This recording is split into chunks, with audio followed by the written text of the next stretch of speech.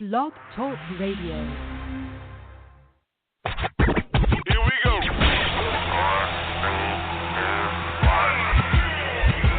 Blast off. This is True Capitalist Radio. True Capitalist Radio. I am your host, the man they call Ghost. The badass of business. Give him capitalism or give him death. That's it. Period. Broadcasting from his Skyline office studios in beautiful downtown Austin, Texas. You sound fruitier than a box of Fruit Loops, for Christ's sake. And now, he'll take it from here. Your host, the prognosticator of prognosticators, the man they call Ghost.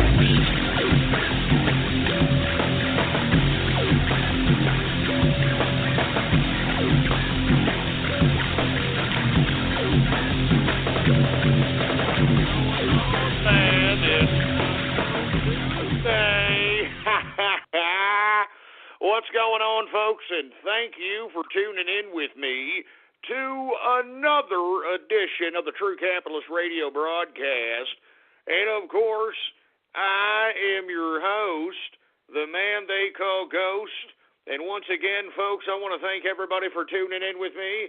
Before we get started, I want to remind everybody this is episode number 411, number 411 for all the folks that are keeping track of the True Capitalist Radio broadcast. And before we get into anything else, I'd like for everybody to please spread it around like wildfire and let everybody know that True Capitalist Radio is in effect and in the house.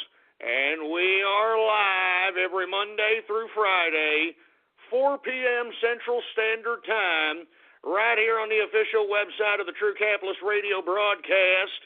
It is blogtalkradio.com/ghost.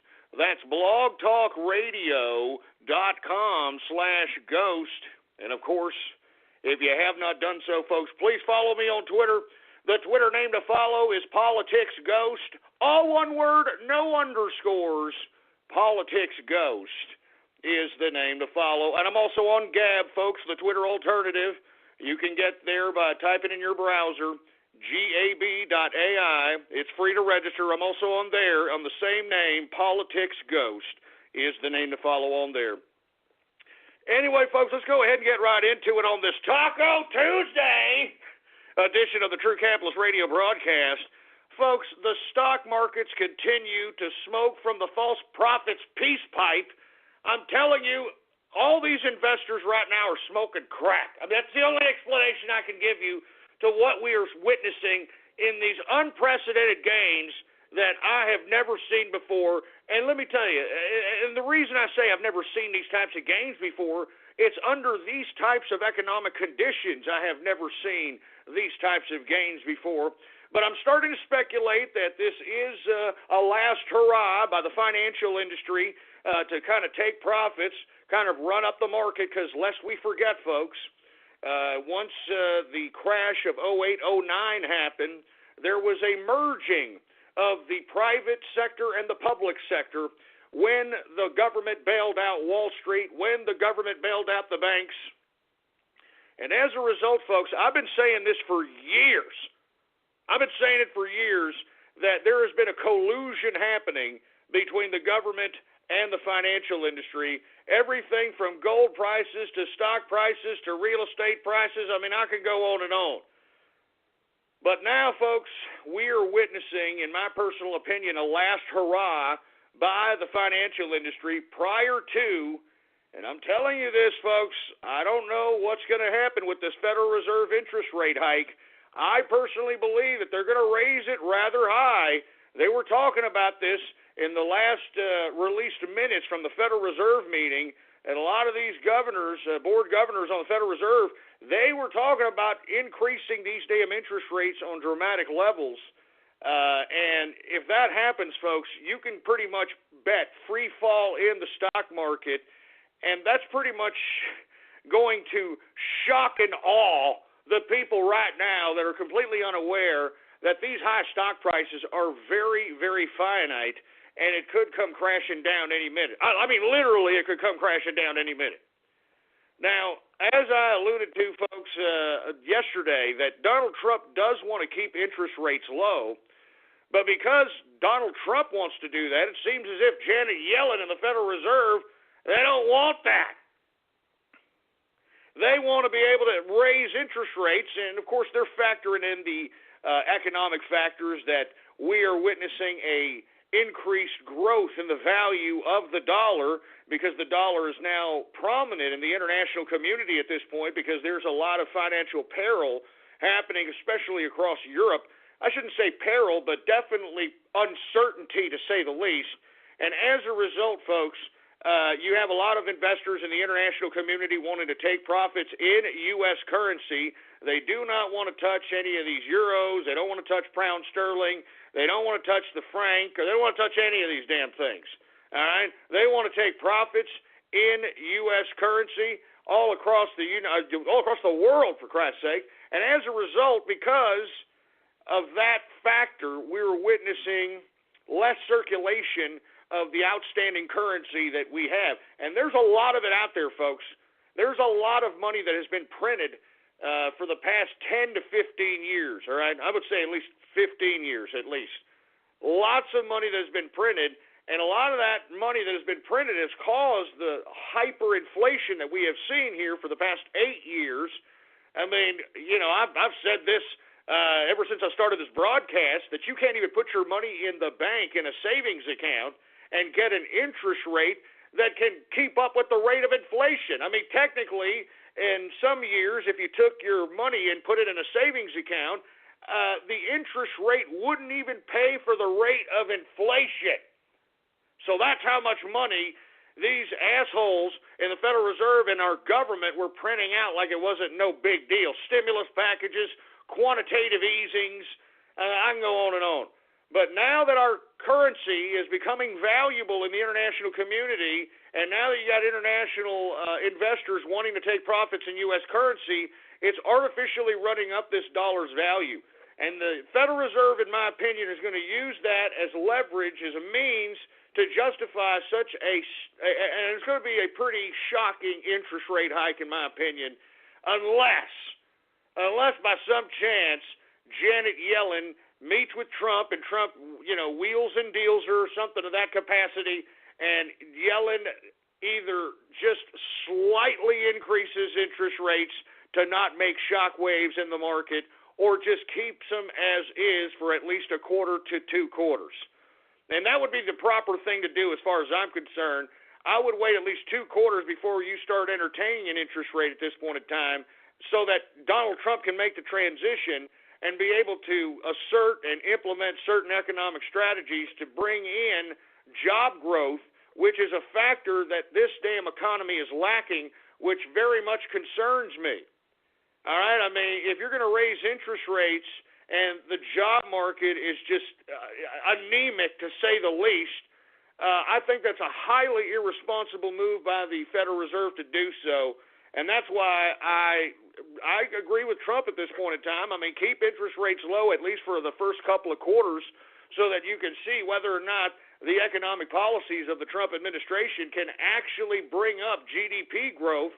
And let me tell you, it's been so bad as far as GDP growth is concerned for the United States that any level of growth is pretty much on the positive side. So I think that it's not that hard, given the fact that you've got all these financial mines being constructed in the Trump administration. We're going to talk about that in a minute.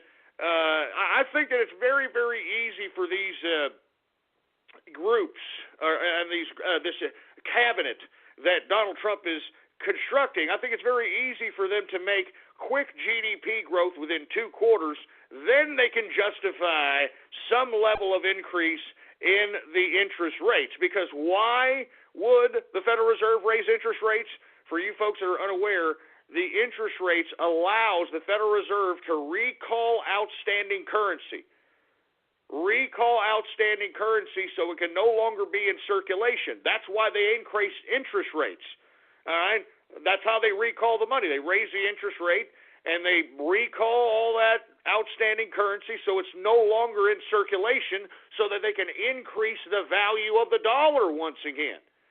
Now, don't get me wrong. I understand the basis, which is a very cold and callous basis for the Federal Reserve potentially raising interest rates as soon as maybe this week or next week. But when you have no job market, I'm talking no legitimate job market that can sustain any level of dramatic increase in interest rates, I think it's irresponsible of the Federal Reserve.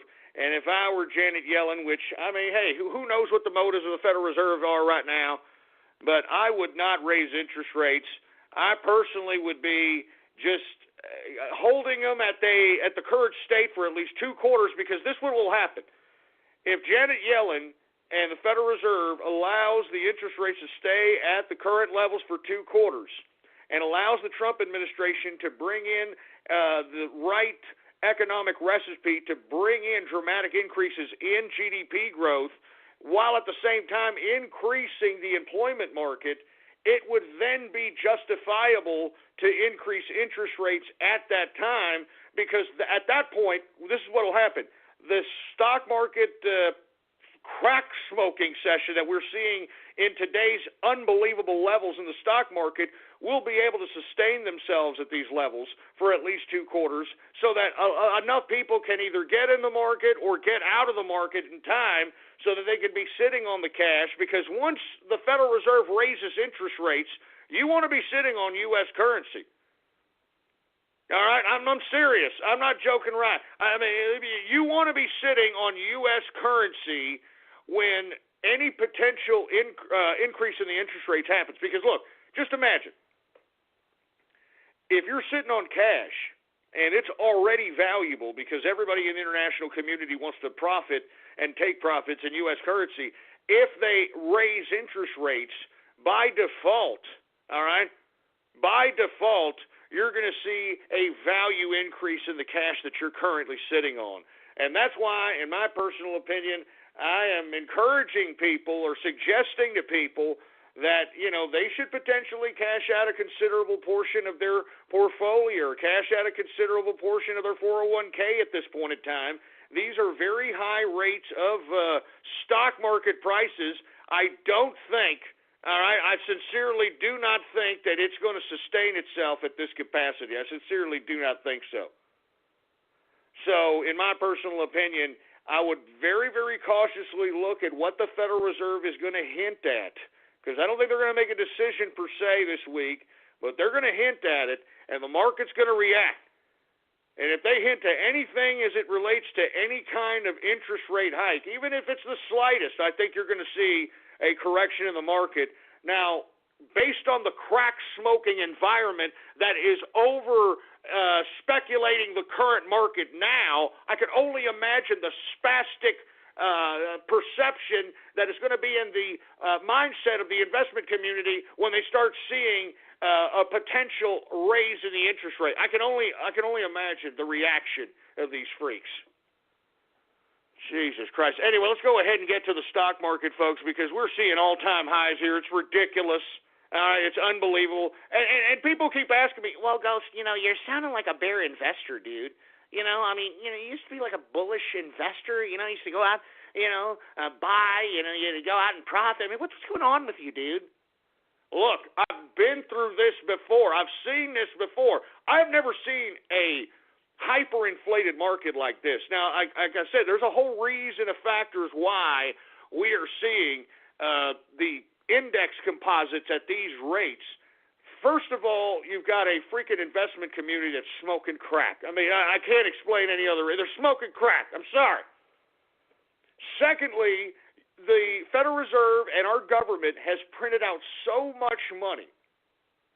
And the majority of that money, folks, has gone into the pockets of folks that were involved in the collusion between the government and the private enterprise, which, of course, was the bailout of the banks, the bailout of Goldman Sachs, the bailout of the I mean, all this crap, man, all right?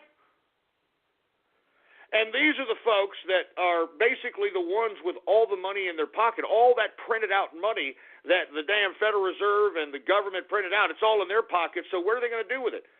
Remember, I just told you that for the past several years, if you put it in the bank, you're losing money because even if you're getting some piss-poor interest rate, that interest rate is not even covering the rate of inflation because they kept printing out money. Remember, if they keep printing out money, the value of that money is going to go down because that means there's more money circulating because they keep printing the son of a bitch. Now that they have stopped printing money at this point in time, and now you've got instability in Europe and other markets in the international community, now you've got investors in the international community wanting to cash out in U.S. currency. You're starting to see the value of the dollar go up by default because where all the money is, and I'm talking about all the billions and billions and billions and trillions of dollars that have been printed out, where it all is, folks, it's in the stock market. It's in the real estate market. It's in every asset that you can think about. That's why I'm telling you right now, I think that you need to heed the call of not just me, but Carl Icahn is even seeing this. This is an asset bubble waiting to burst. I mean, you know, you got idiots paying $35 million, $40 million for goddamn Andy Warhols. All right, Andy Warhol paying. This freak show idiot died, was it 35 years ago, for Christ's sake? I mean, give me a break. But the reason that you've got so many people buying these ridiculous artworks at this price is because they have to put that cash into something.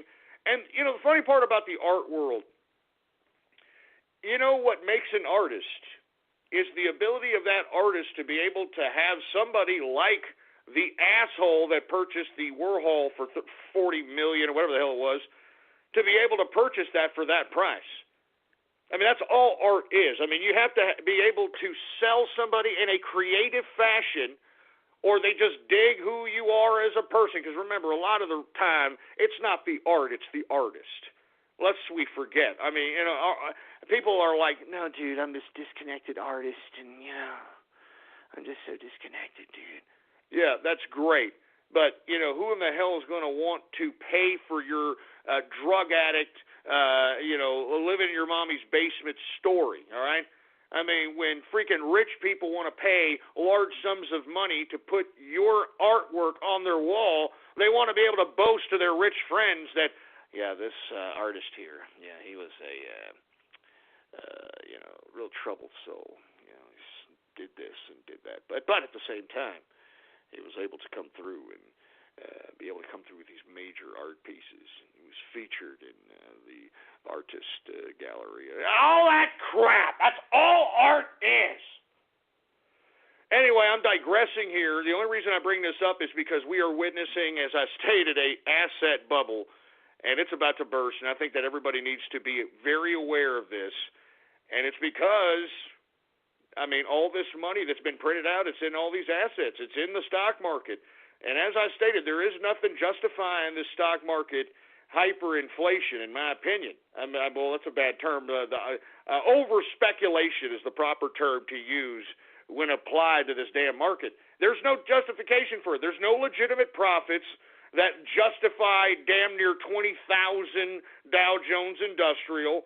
There's no forecast in the future that justifies this crap.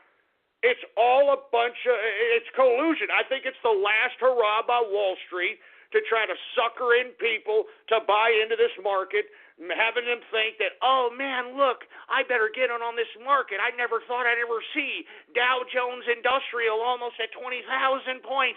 I better get into this market. And let me tell you, there's actually people right now, and I feel bad for these people, but there's actually people right now buying stocks at these high prices with the intention of long-term investment, which I think is insane. I think it's just completely insane. Anyway, let's get to the stock market before I start going on a tirade once again. The Dow Jones Industrials, folks, is up 114.78 points, a percentage increase of 0.58%. Closing out the Dow Jones Industrials, and get this, just get this. When you don't go to Geico.com, car insurance can seem intense. Like breakup R&B intense.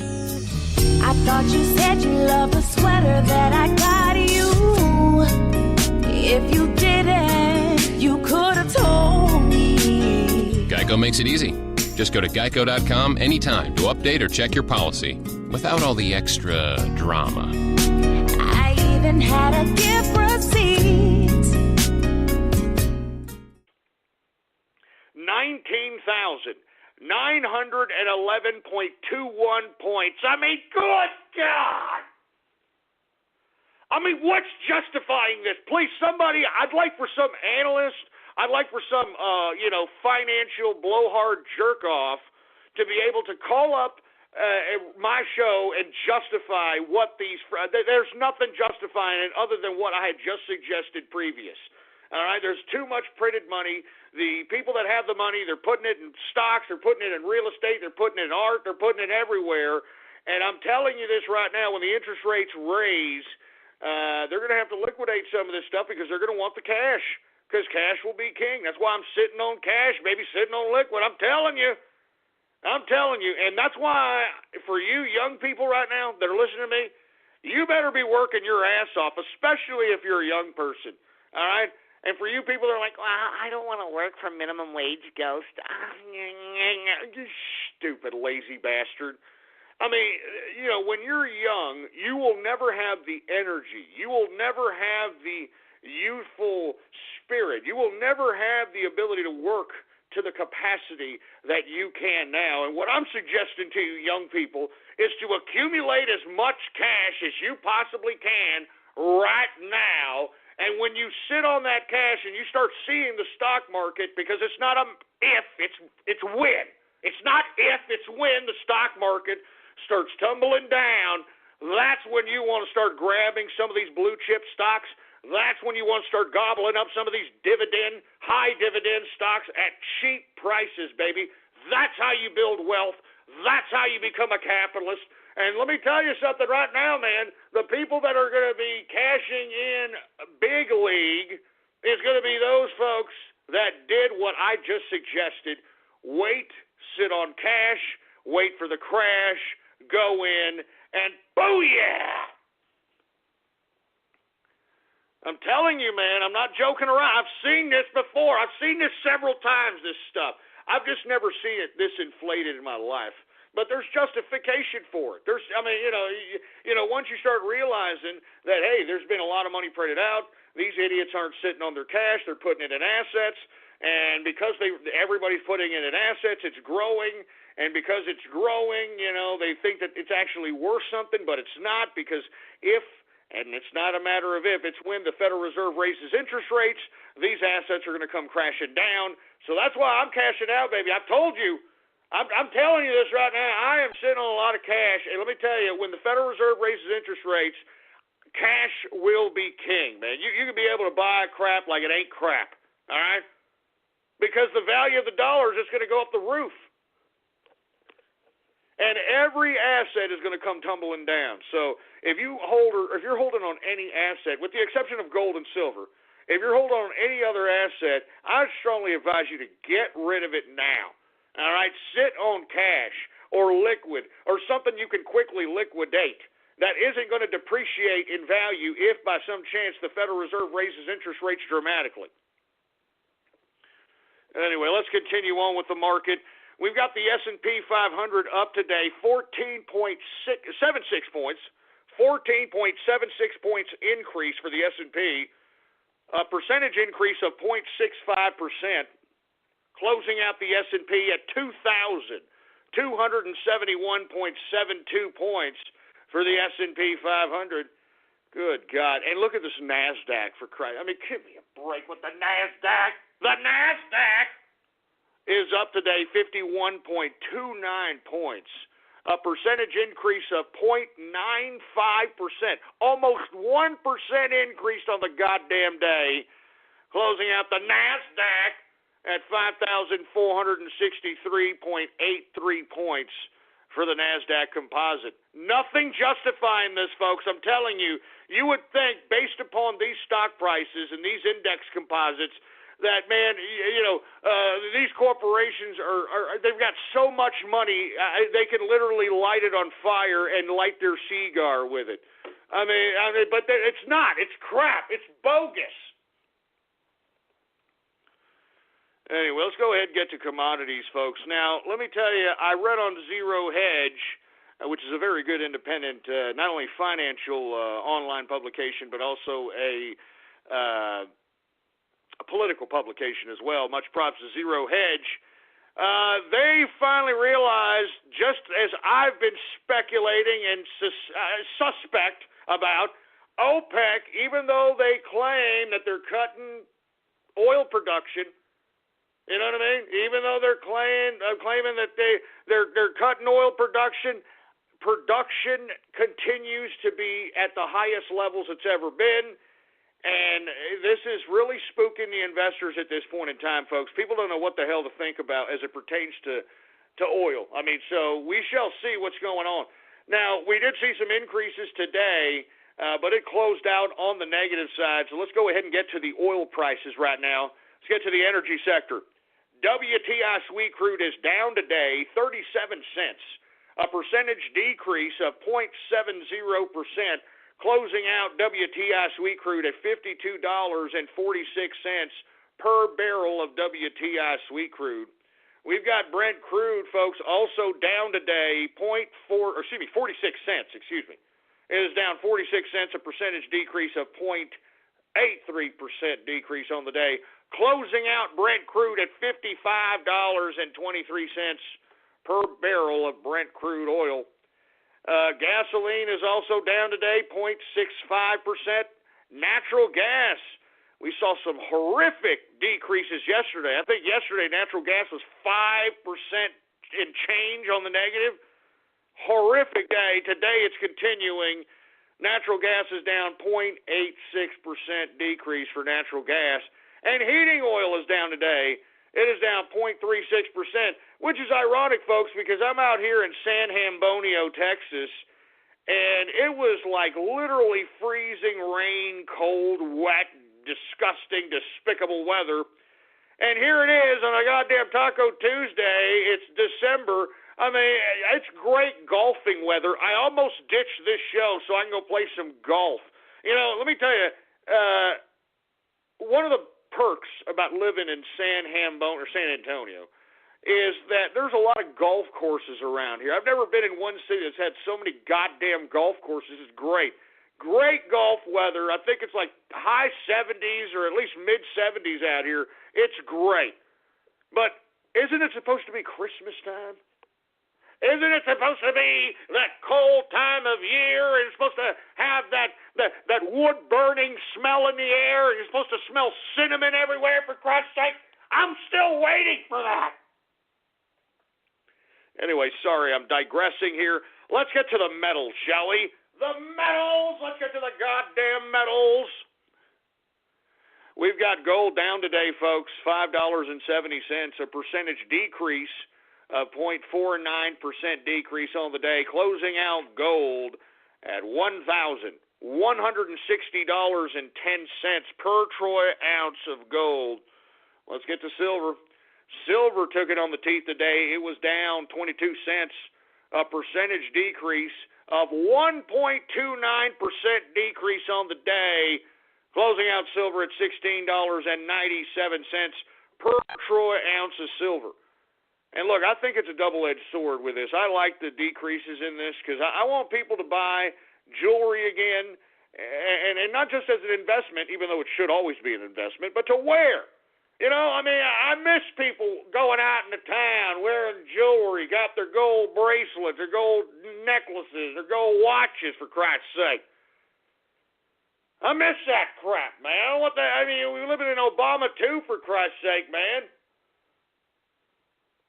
I mean, now you got people wearing wood or something around their neck. I don't know what the hell they're doing now, for Christ's sake. Anyway, let's continue with the metals. Copper is down today, 0.88%.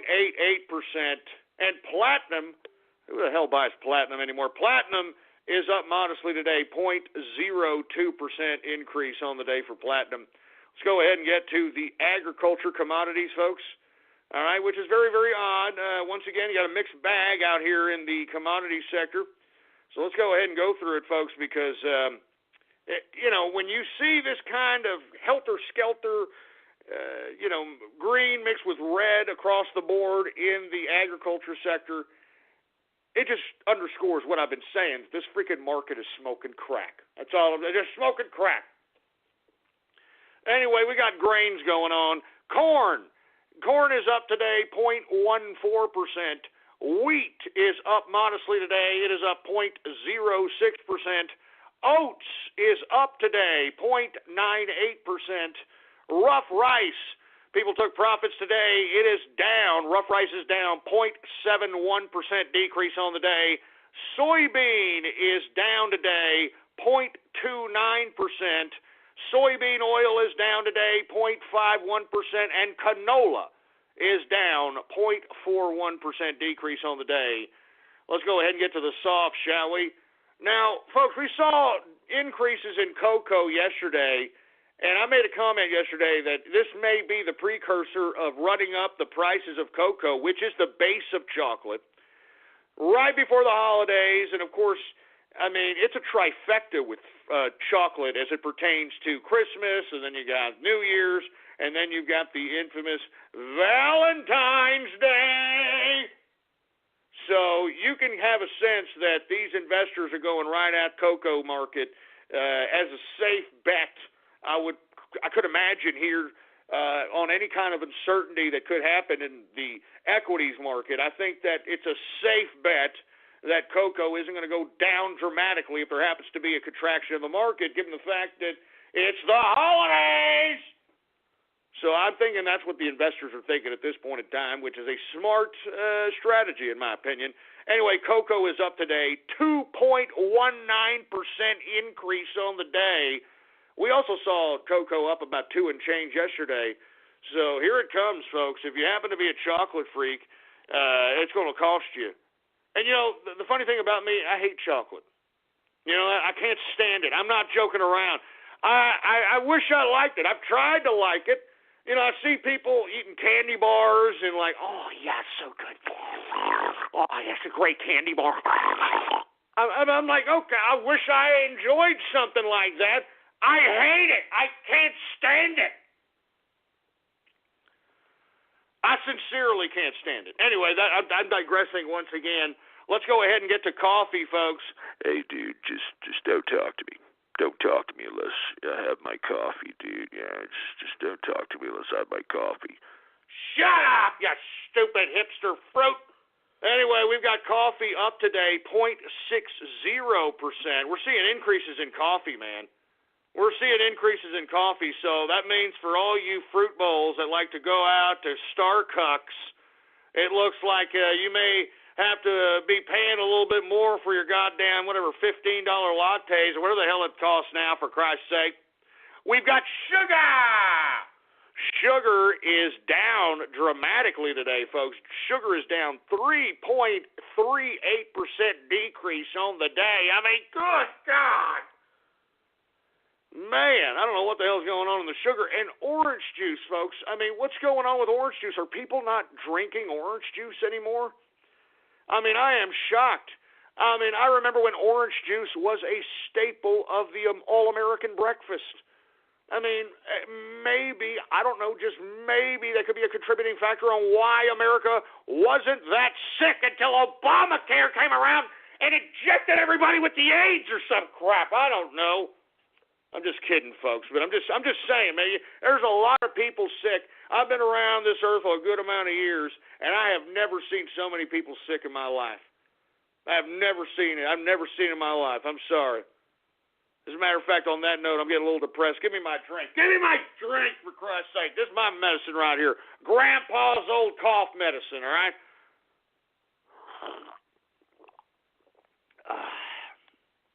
Good stuff. Anyway, orange juice is down, folks, 1.12%.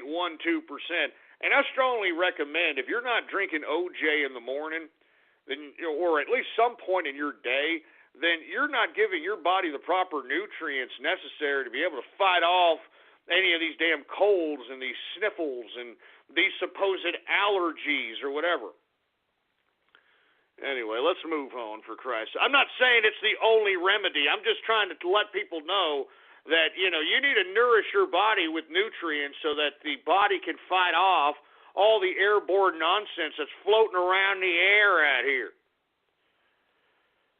Anyway, we got cotton. It is up today, 0.49% increase on the day. We've got lumber. It is down today, 0.25%. And rubber, what the hell? What? Is it that time of year where everybody just happens to be partaking in some sort of sexual liaison? And is this the investors thinking to hedge their bets on rubber? I mean, I don't know if these people even use rubbers anymore. I mean, have you heard about these STDs that are coming out now, for Christ's sake? I mean, you've got the antibiotic-resistant gonorrhea. Yeah, have you read about that? There's also this syphilis for life. Have you heard about this one, huh?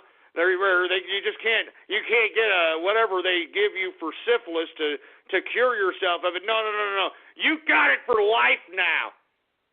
And that's on top of all the other sick, twisted, disgusting, filthy STDs. So, I mean, it's a dangerous world out there. Just, if you want to get your rocks off even, it's a dangerous world, folks. So decisions. Always remember that, all right? Anyway, rubber is up today. 5.35% increase on the day. I mean, what gives? Why?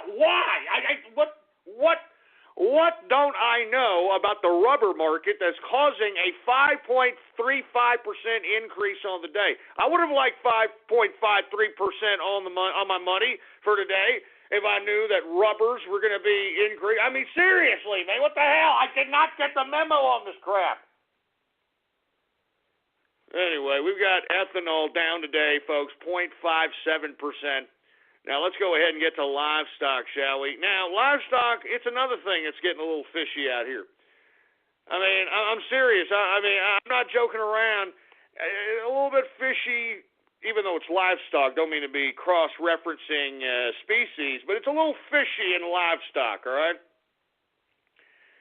Because I've never seen such low prices in a long period of time, especially at the current rates of inflation that we're at. I have never seen cattle and beef so low in price.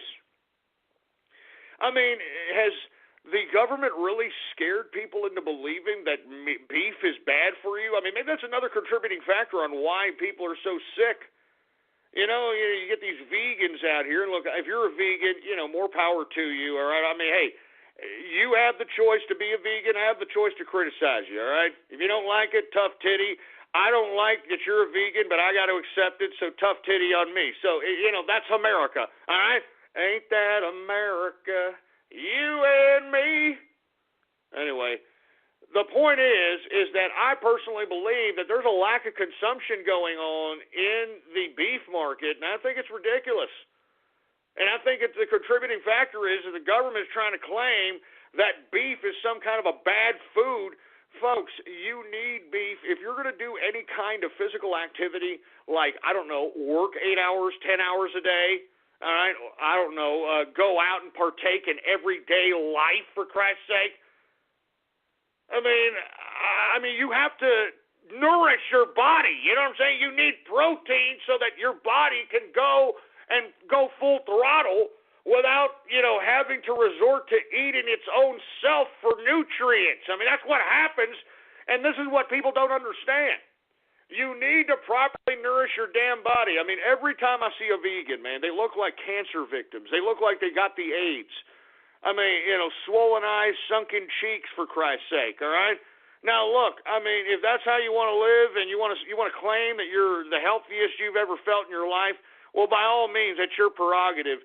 But, man, do not claim and do not make these false claims that being a vegan is somehow healthy and that eating beef is somehow unhealthy. Eating beef, there's nothing unhealthy about it. It is a complete lie. Folks, they used to tell the children in school, that one of the base of the food groups was the beef group. I mean, that's what they told parents back in the 50s and 60s, to feed your growing boys. You feed your growing boys a bunch of beef. That's why, and I don't know if you know this, folks. I mean, you got all these football players that are coming out of college, high school. they're breaking their legs, their bones are breaking, their bones are brittle, their ankles are going out, their knees are going out. Why? Because they're not properly nourished, for Christ's sake, man. All right, they're not properly nourished. I mean, look, let me explain something to you, all right? I mean, you need beef if you're growing up as a child so that you don't, break your bone. Folks, I have been a rough cookie, to quote Donald Trump, my whole life. You know what I mean? I played football when I was in school. I did a bunch of. I did a lot of active stuff. Put my body at risk. I still do at times, depending on what I'm doing. And folks, I've never broken a bone in my life. All right, I've never broken a bone in my life. I've taken falls. I've broken my fall with my freaking hands. I've actually broken holes in walls with my hands. For Christ's sake, I've broken things with my body. I have never broken a bone in my life. And you want to know why, folks? Because I ate a bunch of beef, for Christ's sake. I ate a bunch of beef. I don't even know why I'm saying this. You people want to be freaking emaciated cancer victim lookalikes, AIDS victim lookalikes. That's your problem, all right? But I can assure you the AIDS victims and the cancer victims don't appreciate it one bit. I can tell you that right now. Anyway, where was I at, engineer? God damn it! Oh, that's right, live cattle. Anyway, folks, live cattle is up modestly today, 0.9. Well, it's up almost 1%. It's up 0.91%. All right, now cattle feeder is up 0.33%, and folks, finally in lean hog. You got some of these investors finally taking profits, folks. All right. Lean hog is down today, 0.68% decrease. Very slightly sell-off, a little slight sell-off from all the dramatic increases on lean hogs. But good God, what a run. What a run. Anyway, folks, that, my friends, is the markets for your ass. Anyway, folks, I want to thank you very much for tuning in with me on this Taco Tuesday. And I hope that you're having yourself a pleasant Taco Tuesday. Let me go ahead and get myself a little bit of a drink here. I'm telling you, man, Scotch, anything aged over 15 years never gets old, all right? And, there's very few blended Scotches that, really, really are good per se. I actually am a single malt guy, but when it comes to blended Scotch, I can give you a pretty good handful amount of Scotches that are just mwah! But I'm not going to. Anyway, we're going to go through a lot of things today, folks, on the agenda. We're going to talk about Donald Trump picking his Secretary of State, picking the Department of Energy head. He gets visited by Kanye West, talking about the CIA against the FBI and the ODNI.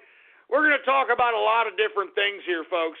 So I'm going to try to focus here a little bit seriously once we go through the damn Twitter shout-outs here in a few minutes, because, folks, we are in the midst of unprecedented, historical events that are transpiring right before our very eyes.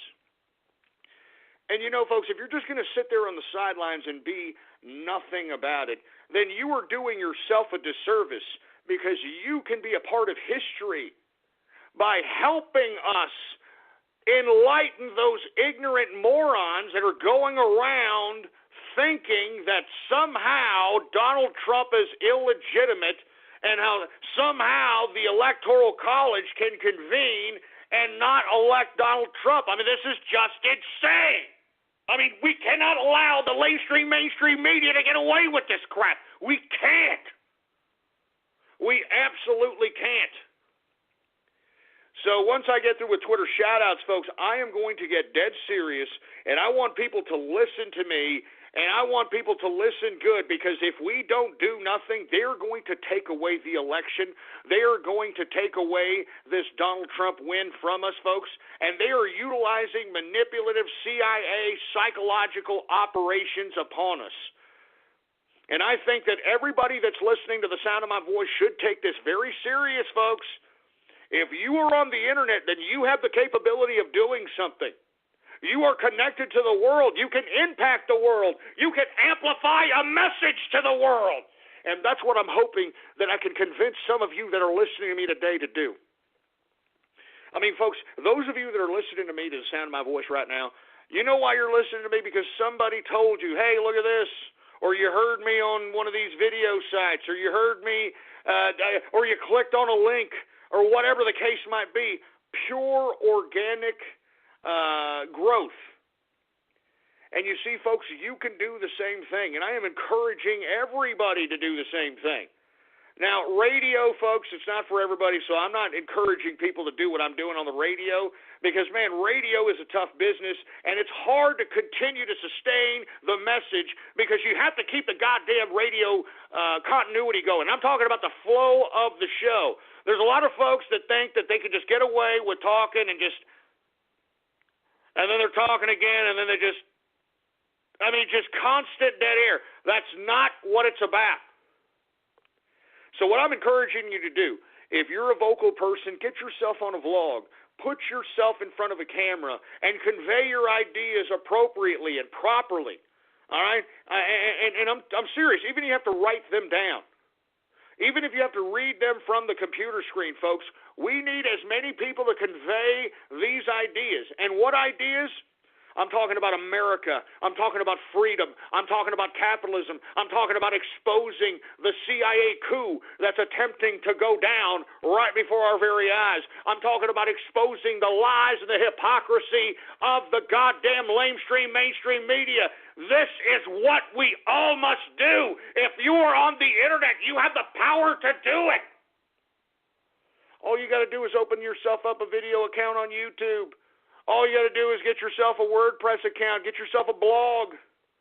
I mean, if you got a social media account, and I said this yesterday, if you got a social media account and you got at least 10 people following you or more, then you can do your part and disseminate information to the people that are following you, for Christ's sake. You understand that? And this is what we need to do because the mainstream media is not on our side. It's more than obvious that the majority of the folks that are the talking heads on the boob tube are CIA operatives. And let me tell you, the reason I say this, and I'm not just saying this to be hyper-sensational, I'm saying this because I watched the Sunday morning shows. I saw Chuck Todd grill Reince Priebus. And, you know, what's it to Chuck Todd to question Reince Priebus on why the FBI was there investigating an alleged hack? I mean, what's it to Chuck Todd if the FBI was there or not? Unless he's a CIA operative who, folks, and we're going to get to this later, there is a war going on right now between the CIA, the FBI, and a variety of different other agencies, folks. The CIA is going rogue.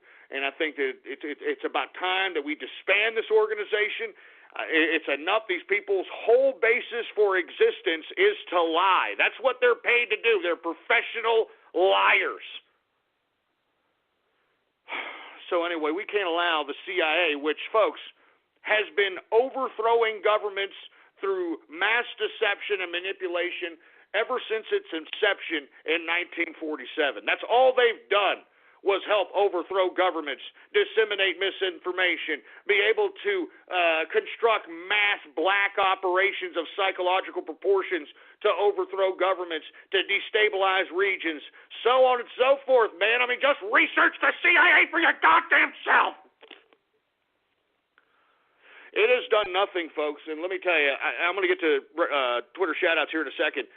The CIA has done nothing but literally sowed the seeds of hatred for America in a lot of people's minds in this world because of the actions that the CIA has conducted in America's name and has stained the world in blood with all their destruction, their destabilization, and death.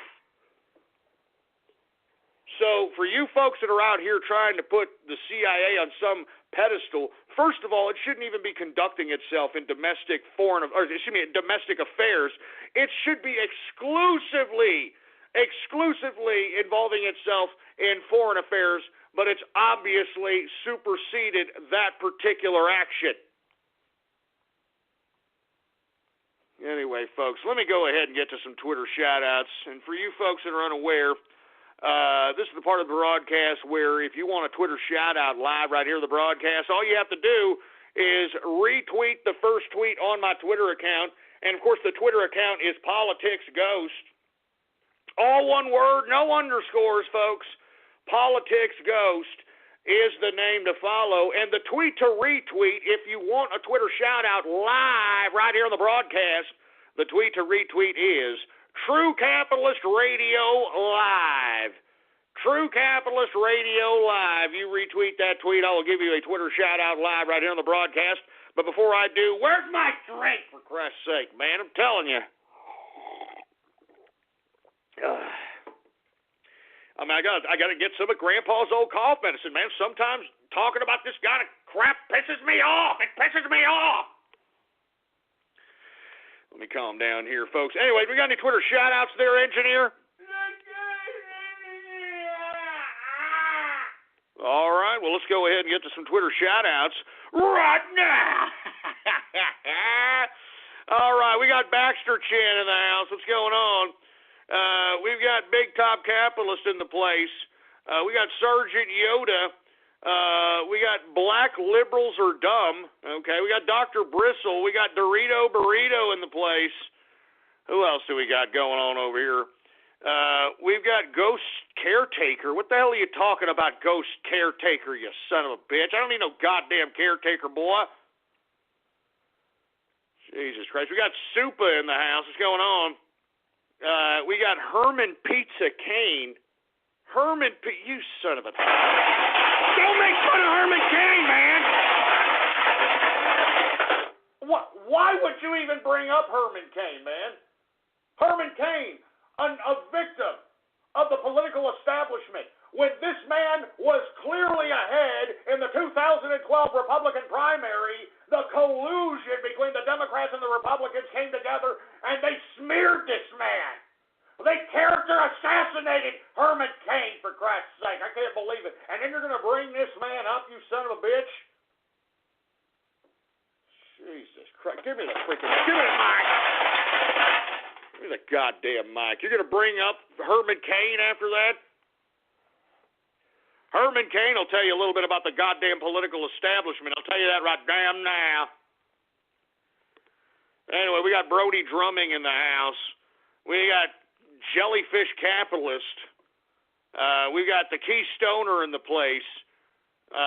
71-year-old Failure Kane. What the hell are you talking about? You son of a bitch, shut up! When you don't go to Geico.com, car insurance can be confusing. Like Swedish techno confusing. Bark, bark, meow, meow. Dance with me, purple cow. Bark, bark, meow, meow. Ooh, you lovely cow. Geico makes it easy. With 24/7 access, all you have to do is go to Geico.com and you could save money on car insurance. It just makes sense. Unlike, you know. Dance with me, purple cow. I like your moves. Anyway, folks, we got Happy Ghostmore. What the hell does that mean? We've got Boat in the house. I hope everything's going okay with you, Boat. I mean, come on, man. All right, stay with us. Don't be scaring us like that again, man. All right, seriously. Anyway, we got Armadillo Bandit in the house. What's going on? Well, I'm not saying that disgusting name. Look at these people already coming out with these disgusting, despicable goddamn names, for Christ's sake. Good God. Who else do we have here? We've got NRJ Commando. We got Zyklon Biff. What's going on, Biff? We got Canuck Capitalist in the house. Hans Guvensmith. We've got, what's going on in Cuck Lives Matter. We got Chris Hyde in the place. We got DJ Boyfriends. Who else do we have going on here? We got the Atomic Barbarian. We got Gabe the 13th. We got Assad 1, Aleppo 0. Oh, come on, man. Don't even go there, man. Don't even go there, all right? What else do we have here? Russia hacked my toilet. Yeah, no kidding. I'm telling you. BJ's for Hillary votes. Oh, come on, man. Are you talking about Madonna?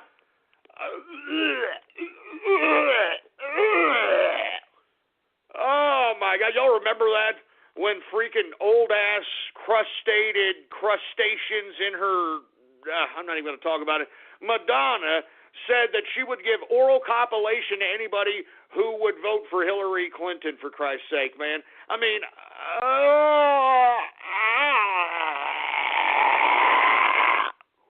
good God, I don't even want to think about that disgusting crap. I can only imagine. I mean, her tongue is probably like sandpaper with just glass shards. Oh, Jesus Christ. Anyway, let's continue going. Chocolate for Ghost. No, don't. I'm serious. I hate chocolate. I can't stand chocolate. I'm serious. I cannot stand chocolate. It makes me sick. Anyway, we're going to continue on here. Once again, if you want a Twitter shout-out, retweet the tweet that states True Capitalist Radio Live, and I'll give you a shout-out live right here on the broadcast. Let's continue going, shall we? We got Godzilla in the place. What's going on? Santa's big sack. You know, I'm telling you, I don't want to go into Santa, all right? But you know how I feel about Santa, all right? All right, I mean, look, I'm going to say it, okay? I'm going to say it. Look, Santa, you know what Santa is? It is a freaking brainwashing technique so that your child can get acquainted and get adjusted and conditioned to accept humongous lies. And not only accept humongous lies, but to continue to sustain those humongous lies. That's what Santa is, all right? I don't like Santa. I'm sorry. The whole story of Santa is sick. I don't know what the hell it is. I don't even want to go there. But, folks, the bottom line is that it conditions your child into accepting one of the biggest lies of their life.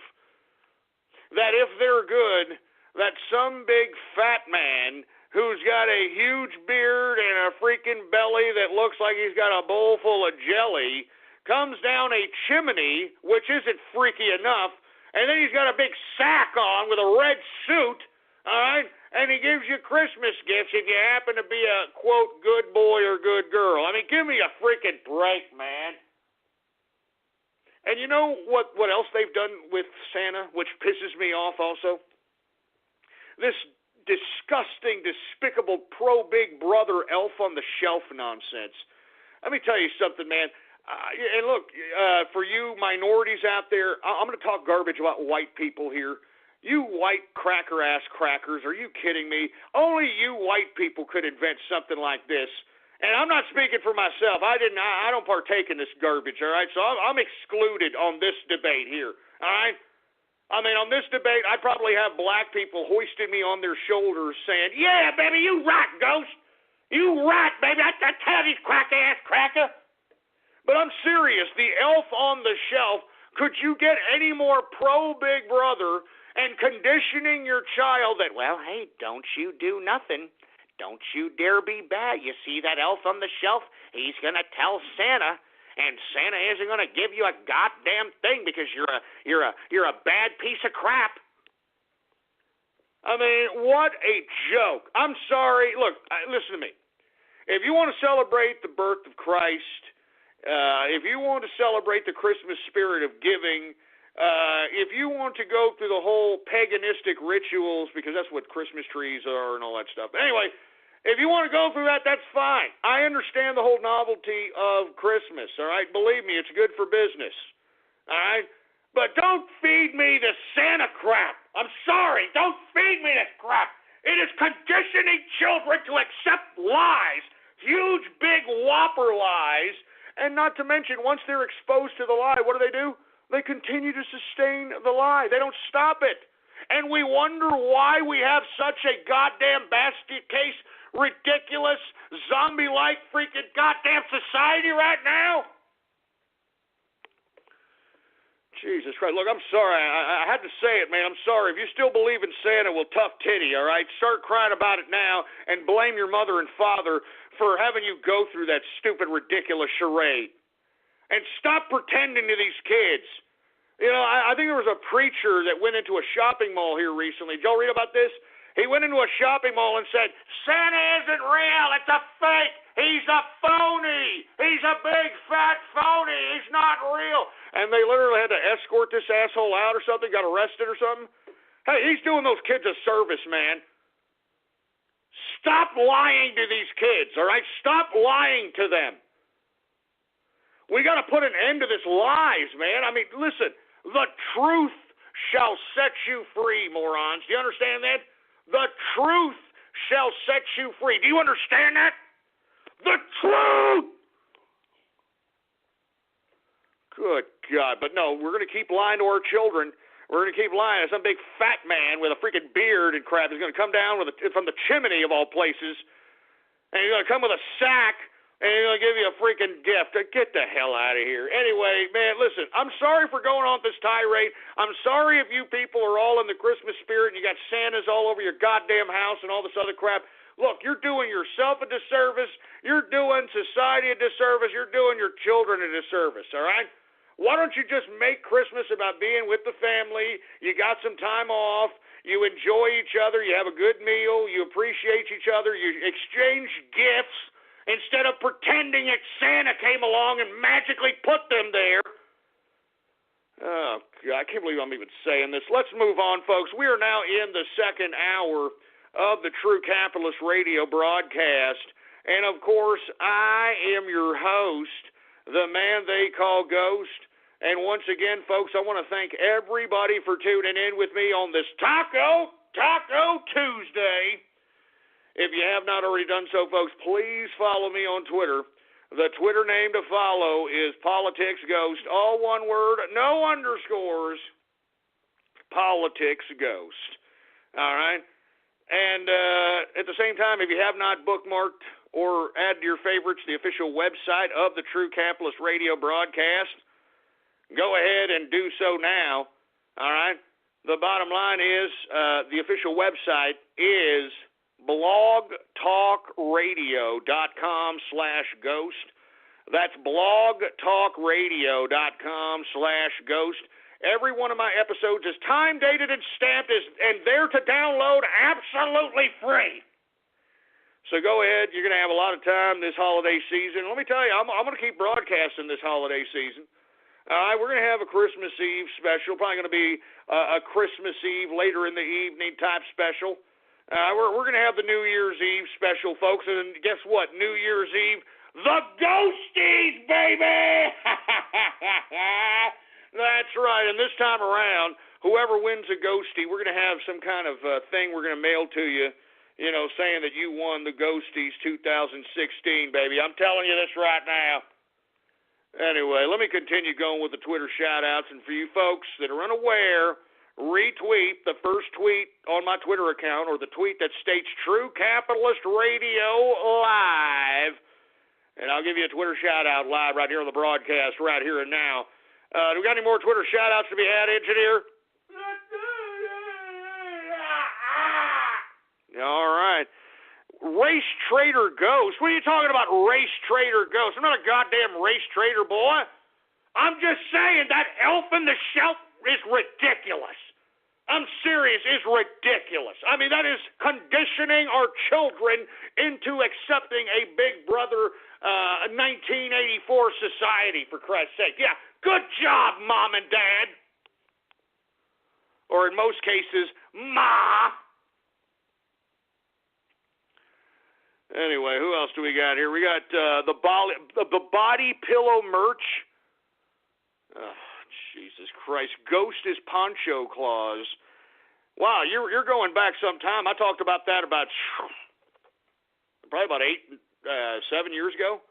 For you folks that aren't aware, they actually tried I don't even know if that's still around anymore, but I remember back in the 80s and the 90s, out here in the southwest region of Texas, they actually had some guy going around pretending he was the Hispandex version of Santa Claus. His name was Poncho Claus. I'm not joking around. I mean, I don't want to go there, man. It's sad. You know what I'm saying? It's sad. Ghost Christmas card for sale. Yeah, as a matter of fact, Ghost Christmas card is for sale. All right? All the inner circle that wants to participate is going to get one for free, folks. And for you folks that want to participate, you can go right now to ghost.market. Go ahead and type that into your browser, ghost.market. And not to mention, am I selling a Christmas card? And look, I'm going to probably pull these down probably about Thursday or Friday because I want to ship these out as soon as possible so we can get them to you around Christmas time. So we may have to pull these here shortly, but if you want a Christmas card, the one that's going to be sent to the Inner Circle free, and the Inner Circle is going to be slightly different because, of course, they're the Inner Circle. But go ahead, go right now, ghost.market, type it in your browser. Go ahead and hook it up. And, of course, folks, these Christmas cards, folks, people were asking me, are they going to be shipped in envelopes? Please go ship them in envelopes. I'm going to go ahead and ship them in envelopes. Okay, folks? So these cards will be shipped in envelopes because I know that there's people saying that these postcards get pretty beat up in transit whenever they're sent out by themselves. So we're going to go ahead and put them in envelopes, folks, all right? So once again, Christmas card that is going to be given away to Ghost's Inner Circle for sale. And not to mention, we got Bonafide Capitalist autographs for sale, folks, for all the bronies. And those have been selling rather generously, so I got to give the bronies a little bit of credit. They are putting their money where their mouth is. Maybe, just maybe, it's not a fad. I don't know. We'll see. We'll continue to see. Anyway, folks, I'm going to take a couple of more of these Twitter shout-outs, and then we got to get serious here because we have a lot on the agenda. Once again, retweet the tweet that states True Capitalist Radio Live, and I'll give you a shout-out right here on the broadcast. I want to say what's up to Aussie Capitalist. How you doing, man? I appreciate all the retweets. What's going on, man? Who else do we got here? We got Distilling Capitalists. What's going on, man? We got 727 caller in the house. We got Ghost is Uncle Grandpa. What the hell does that mean, for Christ's sake? Dirty Dish Rag Jemima. What the... Oh, Jesus Christ. Come on, man! I know y'all did that, so y'all going to splice me? I already know that's a splice. I know, you son of a bitch. I knew it! Damn it! I knew it! Son of a bitch. I knew it! I knew, these trolls, folks, all right, they make names so I can say certain things, so they can mix my words together and splice it in a freaking audio splice and make me look stupid. They've been doing this for years. I mean, just Jesus Christ. I mean, how much more can one man take? I don't know. Oh my God! Give me the mic. Give me the goddamn mic, for Christ's sake, man. I don't know. I really don't goddamn know. Jeez, we got Remington in the house. What's going on in Remington? We've got, I'm not saying that disgusting name. We've got the Brony Network. What's going on? We've got, I'm not going to, what was it? Ghost is Cancer. What the hell does that mean? Ghost is Cancer. You son of a... Damn it! You see what I'm saying when he pricks? Damn it! You see what I'm saying? You know what? That's it. That's it. No more Twitter shout-outs, you assholes. How dare you?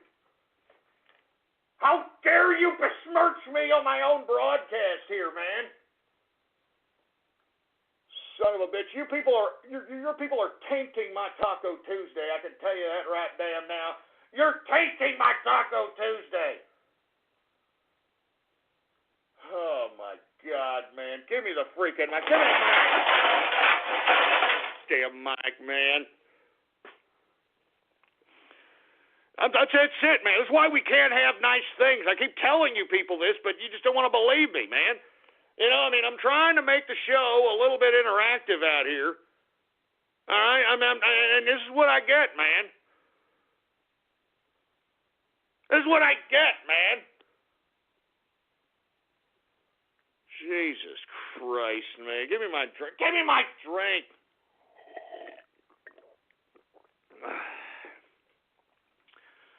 All right.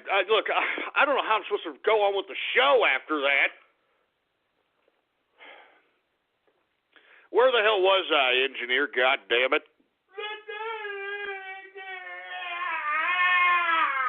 All right. We're talking about Trump here. And, you know, folks, the reason I want to continue to talk about Donald Trump because people have just fallen asleep at the wheel, and I'm talking about everybody on the Trump train. You have fallen asleep at the wheel here. We have to continue to disseminate the information to expose the outright lies being put out by the mainstream media, folks, and we got to keep doing it. We cannot stop. We cannot allow the mainstream media to shape the narrative of the everyday American people. That's why I'm calling on you. You, me, we are the new media, folks, but you have to take responsibility and go out there and produce content so people can hear you. We need people to hear you. And what do you want to convey on these things? You want to convey that our country is under attack, that the people have spoken, and we've got people like Nancy Pelosi's daughter, which I tweeted at earlier today, and conveniently she ignored me because I called her out as being the prime organizer, folks, of the electors in the Electoral College. She is the one organizing the revolt in the Electoral College. Do you understand that? Nancy Pelosi's daughter. Yeah, Christine Pelosi.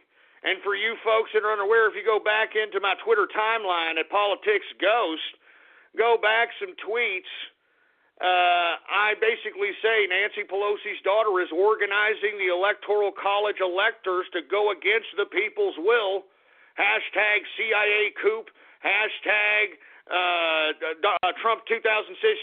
Hashtag Ghost. And look, lo and behold, Nancy Pelosi's daughter ignores yours truly. Why? Because she knows as well as I that I am exposing her, and as well as other people within the alternative media, exposing her as the culprit behind this supposed insurrection of electors. Now, how and why is she able to do this, folks? She is an elector. How convenient. Nancy Plastic Face Pelosi's daughter is a elector, for Christ's sake, and she is the one organizing this rebellion in the Electoral College, which is complete treason. It's complete treason what goddamn Nancy Plastic Face Pelosi's daughter's doing. It's treason! I mean, don't you understand that, people? The people have spoken, for Christ's sake. I mean, Trump won the damn Electoral College hands down. Hands down. And you've got Nancy Plastic Face Pelosi's daughter trying to supersede the people's will. The constitutionally protected Electoral College, she is trying to supersede the people's will, for Christ's sake. So I'll tell you what I'm going to do. All right, if you want more Twitter shout-outs, I'll tell you what I'm going to do. Anybody who tweets at Nancy Pelosi's daughter, who is organizing the Electoral College, tweet at her and ask her, why is she going against the people's will? Why is she committing treason? Her Twitter address is SF Pelosi. All right, SF Pelosi. All right, you tweet at her right now. Tweet at her right now, and I will give you a Twitter shout-out. And you have to tell her something, though, man. You got to tell her. You got to be like, why are you committing treason against the American people? Why are you going against the will of the American people? And that's why I'm saying, folks. And that's why I'm saying we got to make sure. We got to make sure that we put it in her face. And we got to make sure that she knows that we know.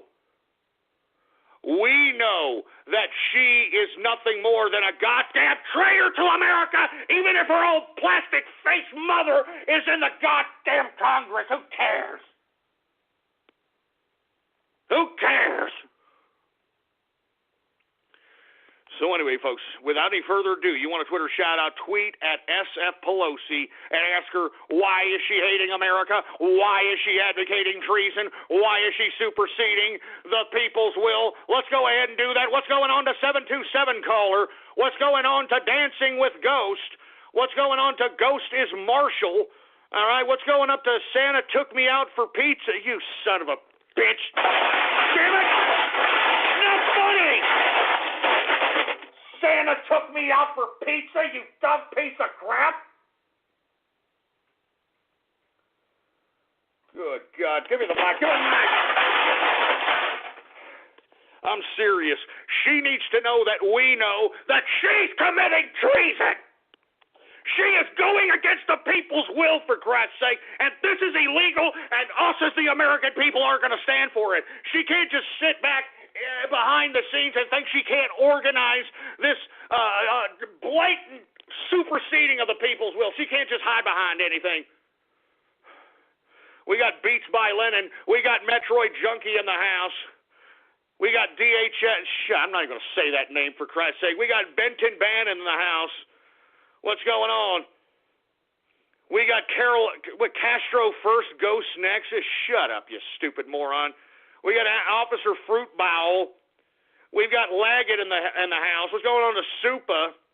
What's going on I'm not going to say that disgusting name. What's going on to TC Capitalist in the place? We're going to keep this going, folks. I'm not joking around. What's going on to Cuck Lives Matter? What's going on to Dr. Bristle in the place? You know what I'm saying? What's going on to Sweaty Tohu Tits? Oh, shut up with these sick names.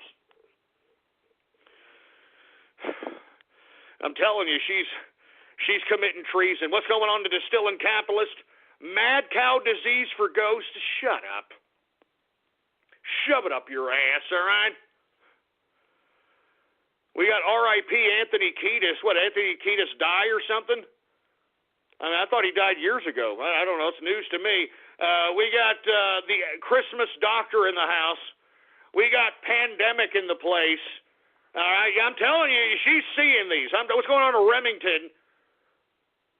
Oh, BJ's for faithless electors, you sick son of a bitch. Are you serious?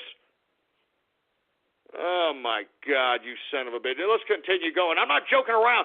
We need to make sure that she knows that we know.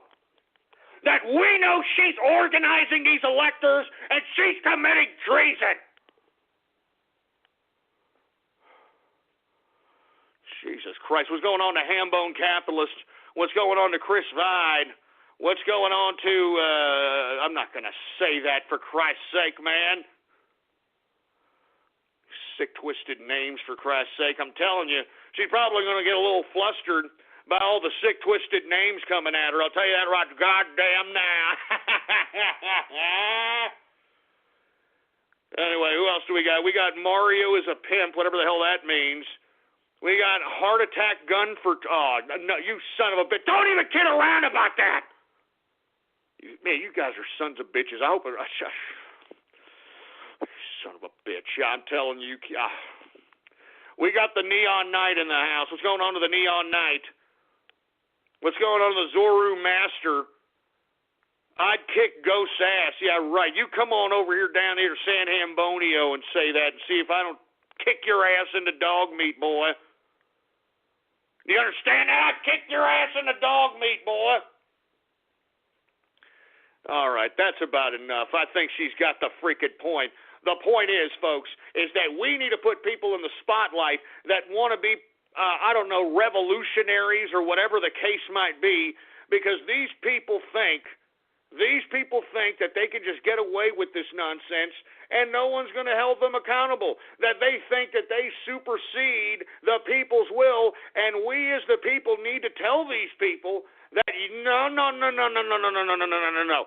This is a government made for the people and by the people, and by God, the people have taken control of the government again, and we have done so by voting in Donald Trump.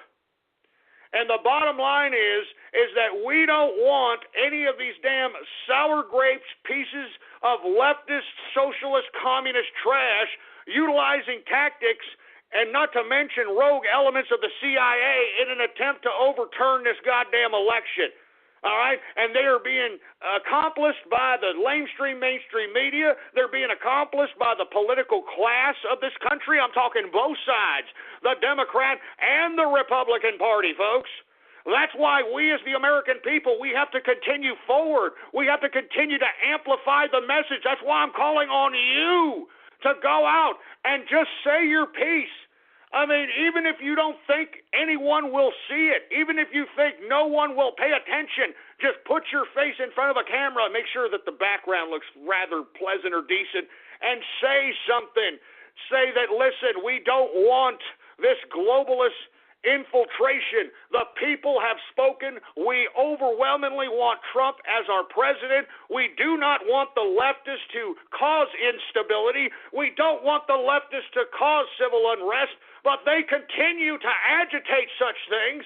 And at some point in time, folks, we are going to have to take justice into the hands of the appropriate people that it needs to be dispensed upon. And the reason I'm saying this, folks, is I'm sick and tired of these leftists who think they can get away with these veiled threats. I'm talking about the one that Michael Moore gave on Seth Meyers' little freaking 2-bit show, for Christ's sake, veil-threading Trump. I'm sick and tired of Katy Perry's trying to agitate an American revolution, Lady Gaga trying to agitate political unrest. These people need to be held accountable. Jesus Christ, man. Anyway, listen, I went off on a tirade here, but we all need to figure out who these people are. We need to understand what they're trying to do, and right now, Nancy Pelosi's daughter is the organizer behind the electors that are trying to supposedly prevent Trump now from being president. So, folks, let everybody know that that is her Twitter address, and she is the one that's out here trying to supersede the people's will, because that's what she's doing. She is superseding the people's will, for Christ's sake. And that's treason! Anyway, folks, let me calm my ass down here. Let's talk a little bit about Donald Trump and who he's named as Secretary of State. We talked a little bit about it yesterday. Rex Tillerson, the former CEO of Exxon, is going to be the Secretary of State. And listen, I know there's a lot of people saying, well, it's the Exxon CEO, and there's a lot of Goldman Sachs, and there's a lot of people that are just, oh my God, I can't believe this. A lot of corporate interests, a lot of. Hey, what did I tell you? I said this was going to be a capitalist revolution, and that's what we're witnessing right before our very eyes, folks. I mean, why do you think Donald Trump is integrating corporations into the government, folks, so that we, and I'm talking about the capitalist, can muscle out the bureaucrats? And why do you think it is that it's these lifelong, disgusting, filthy, useless career politicians, these wastes of human life, these bureaucrats that are the ones that are actually helping these fringe elements from trying to either cause civil unrest or try to basically reject the election? Because, folks, they know, these dumb bureaucrats know their days are numbered. Trump is going to he's going to cut bureaucratic jobs like it's going out of style. And these bureaucrats don't want to see that. He wants to take the lobbyists out of Washington. He wants to prevent these damn bureaucrats from obtaining millions upon millions of dollars in their campaign contribution accounts. And these bureaucrats don't want that. These stupid bureaucrats like Paul Ryan, Mitch McConnell, they work their whole lives so that they can become bureaucrats, so they can have fat cats stuff their campaign contribution accounts with millions of dollars. I mean, that's what they do. That's what they do. And Donald Trump is going to stop that.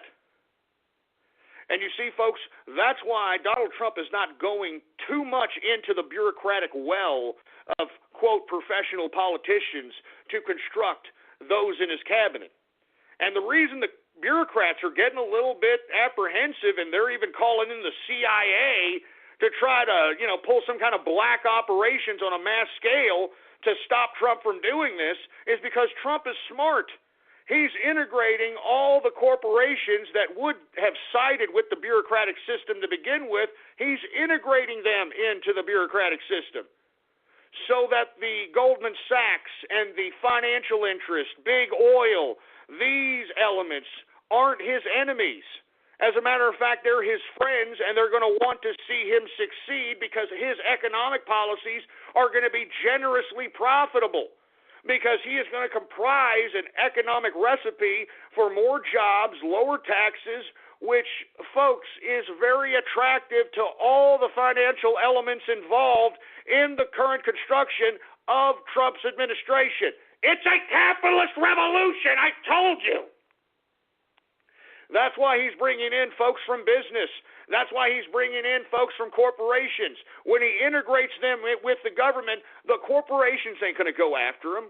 You don't hear Goldman Sachs talking any kind of garbage. And let me tell you, Goldman Sachs is a powerful entity that I don't think people realize. I mean, it was Goldman Sachs, if you truth be told, that forced Hillary Clinton to overthrow Muammar Gaddafi. Now, why? Because Goldman Sachs was going to lose a tremendous amount of capital of investment in that particular region because Muammar Gaddafi wanted to start printing out his own currency, and in that currency he was actually going to integrate gold in his currency, and it was going to be called the gold dinar.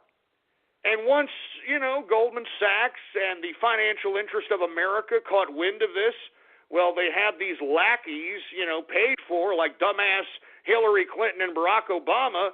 They went in and did their dirty work, established the, quote, foreign policy to overthrow Gaddafi, and the rest is history. Because as I stated, folks, all you socialists, you fail to recognize that Gaddafi's government, as weird and as eclectic and as despot as it was the only form of socialism that socialists could truly point at that was actually sustainable.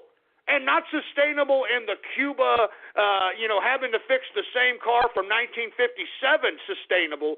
I'm talking sustainable to the point where you had modern high-rises, you had modern buildings, you had modern cars, you had wealth. All right? And when I mean wealth, I'm talking about people had generous amounts of money all around so that they could generously live life however it is that they saw fit. Whatever the lifestyle was for Libya, that's what they had the sustenance to be able to sustain. When you don't go to geico.com, car insurance can be confusing. Like Swedish techno confusing. Bark, bark, meow, meow. Dance with me, purple cow. Bark, bark, meow, meow. Ooh, you lovely cow. Geico makes it easy. With 24/7 access, all you have to do is go to geico.com and you could save money on car insurance. It just makes sense. Unlike, Dance with me, purple cow. I like your moves. Now, why? Because I said Gaddafi gave free health care. He gave free housing. He gave all this stuff, all right? As a matter of fact, the oil that was sold on the world market from Libya was actually separated to all the people of Libya. They got checks in the mail. Whenever oil was sold on the world market, they got checks in the mail. And you see, you dumbass socialists, which are out here supporting Barack Obama, supporting Hillary Clinton, supporting this Democratic Party, you don't even realize that it was them, the supposed liberals, the leftists, the supposed socialists that went and took out another socialist. Now, the reason I bring that up, folks, is because it was Goldman Sachs that pretty much paid, the foreign policy makers of this country to take out Gaddafi. So I'm just saying that they're pretty powerful, Goldman Sachs. And they're not somebody you would necessarily want on your bad side because they go through trillions of dollars. Seriously, I mean, that is an unbelievable, profitable company. There's lots and lots of money. And not to mention, they bankroll pretty much almost everything across the world. I mean, they literally bankroll almost everything. So to integrate elements of Goldman Sachs into the administration, I think Trump is doing himself a big favor. Not to mention, you want to be in favor of big oil. Lest we forget, big oil is also a little dangerous as well. I mean, big oil is the same folks that aided in the conspiracy in the JFK assassination, and I don't want to get too far into that, but you could go ahead and research it yourself. I mean, it was no coincidence why, unfortunately JFK was assassinated in Texas. I mean, this is where the oil money is coming from. But to have oil on your side as well, Trump brings in one of the biggest and best in the business, Rex Tillerson, a man who not only started from the ground up, I mean, he started as an engineer and worked his way up to CEO of the company of Exxon. This is a guy who literally knows every foreign leader across the world because it's his business to know. You know, we're talking about OPEC and how they're cutting production, so on and so forth. Exxon is not an oil producer. It is a oil refiner, in that it takes the oil, purchases it, and then refines it down to gasoline, and that's how they make money. It's the gasoline in which Exxon makes money, on top of course, their corner store outfits and so on and so forth. So, I mean, Rex Tillerson knows who to talk to and knows how to talk business with these people. I mean, as I stated, we want a business person as Secretary of State. This guy's going to go across the world and renegotiate deals diplomatically and potentially economically. And we want somebody that knows these people, that's acquainted with these folks, not on a goddamn bureaucratic political level, on a business level. I think Rex Tillerson is a great pick for Secretary of State, okay? And, of course, folks, and look, I have to say I'm proud of Texas today because Rex Tillerson and Rick Perry, both alumnus from the UT Austin, and let me tell you, that's my university, folks, UT Austin. And let me tell you something, Longhorns, baby! But anyway, the bottom line is that Rex Tillerson, Texas alumnus, and also we've got Rick Perry, former governor of Texas, now being tapped for Department of Energy head. And I think that's a great idea. And the reason I say this, folks, is because during the tenure of Rick Perry, even though he might not be the sharpest knife in the drawer as it pertains to technicalities and details, under his tenure, he expanded the energy production of Texas. And during the times in which during the times in which oil was about $100, $110 a barrel, Texas was booming out here in oil production, which comprised a lot of the growth that happened in the past 4 to 5 years in Texas. And because of that growth, he also had he deregulated a lot of things out here as it pertained to energy. He also negotiated for a lot of companies to relocate their headquarters out here in Texas. So, I mean, Rick Perry knows how to create success as it pertains to utilizing his bureaucratic power for the greater good of a state, and I hope in this case of a whole nation. And let me tell you what the first thing Donald Trump has said, folks. Donald Trump wants a list of everybody in the Department of Energy who happens to be pro-climate change. And you know, the Department of Energy doesn't want to give him that list. The Department of Energy does not want to give him that list, for Christ's sake. No, we're not going to give it to you because we know you're going to fire him. And that's not fair. Yeah, well, you know what? Life isn't fair, you stupid piece of crap, all right? I'm telling you this right now, folks. This is why these bureaucrats, Barack Obama, Hillary Clinton, Nancy Pelosi's daughter, Nancy Pelosi, Mitch McConnell, Paul Ryan, John McCain, Lindsey Graham, that's why all these people are trying to conspire against Trump with this bogus charge of freaking Russian hacking the election, which there is no goddamn basis for, which is just some stupid, ridiculous report that was unfounded by the goddamn Washington Post. We don't even know what CIA operative said what to who and what the hell they mean. We don't know this. This is just a narrative that's being put forth by the lamestream media, and they're repeating it over and over. Repetition. Russian hacking, hacking election, Russian hacking, CIA, Russian hacking, illegitimate election, Russian agent. That's all it is. That's what the mainstream media is doing. That's why you, me, we have to combat this, folks. We've got to convey the message to these simpletons. That's why I'm not stopping, folks. Let me tell you something right now.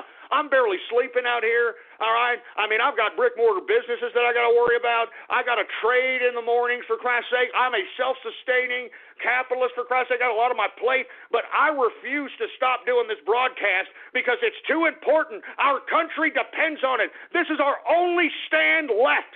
This is our only stand left in American history if we want to continue to sustain what we knew as American freedom, as American liberty. This is our last chance. And I don't care how tired it makes me. I mean, there's been some days, folks, where I want to cancel a damn show because I just don't have the energy to do it. But, by God, I got to conjure up the energy. I've got to do it, and you've got to do it, too. We are the new media, for Christ's sake, man. We've got to convey the message. We got to repeat the message. We got to repeat it just like these mainstream media assholes on the boob tube. We got to do it, folks. And that's why I say I don't care if you just got 10 followers on your goddamn social media account. You have influence, for Christ's sake. I don't care if you only have a video vlog on YouTube that only gets 1,000 hits. That's 1,000 people listening to you. That's why I'm calling on you, folks. You have the power of the media in your hands, for Christ's sake. You have the power of the media in your hands. Use it. Use it. Before they take it away from us. And they're trying to do that now, folks. They're trying to take away from us right now. That's why I'm calling on you, folks. We have to amplify the message. All right? Even if you think your little feeble little vlog, your blog, whatever you do, whatever content you produce, even if you think it's insignificant, it will reach somebody. You understand that? We need the message to be out there. We need to be repeated over and over and over again because that's what the mainstream media is doing.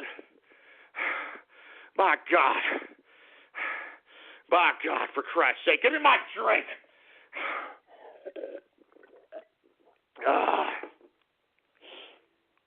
Oh, man. Anyway, folks, look, I'm sorry for going off keister out here, folks, but this is why I continue to do this broadcast. Because, man, let me tell you something. I will continue to do 3-hour broadcasts 5 days a week because we need to make sure that the message is amplified and people realize that what is going on here is un-American.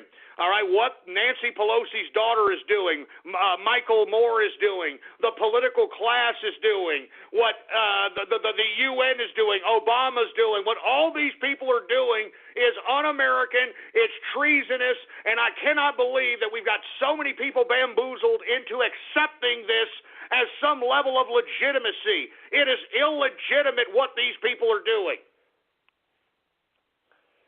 Jesus Christ. Anyway, let me move on, folks, all right? Because we got a lot of things on the agenda, and I'm just going off keister here. My apologies. Kanye West, folks, he miraculously shows up at Trump Towers today. I don't know if y'all saw this. I mean, I've been a little concerned about Kanye. They've had him in some goddamn psychiatric ward or something of that capacity for the past couple of weeks. Finally shows himself off at some freaking art gallery somewhere in California. Lo and behold, this morning he walks up in the Trump Tower, for Christ's sake, goes up, meets Trump. Trump comes down to the freaking lobby of Trump Tower and is there with Kanye. And let me tell you, it's one of the first few times I've seen Kanye smile. You know what I mean? This guy doesn't smile very much anymore because, hell, I mean, when you sell your soul to the devil and this is all you got, you know, some, disgusting, despicable slutbag whore like Kardashian, and, okay, you got albums, it's not all it's cracked up to be. I saw a freaking smile on Kanye's face, for Christ's sake. Trump said that they've been friends for a while. And there's speculation on whether or not maybe Kanye West will perform during Donald Trump's inauguration. I mean, that would be unbelievable.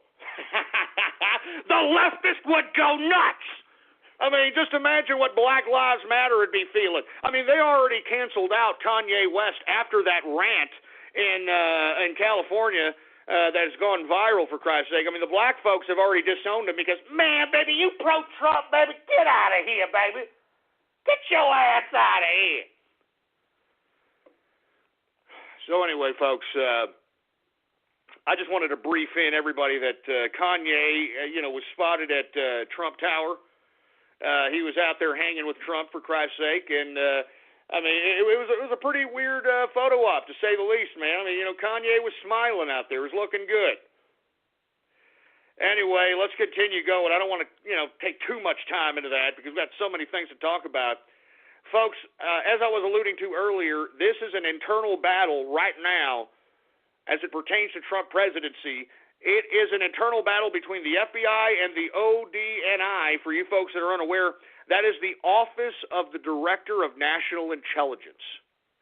And now the ODNI has about, I don't know how many agencies under its bureaucratic jurisdiction.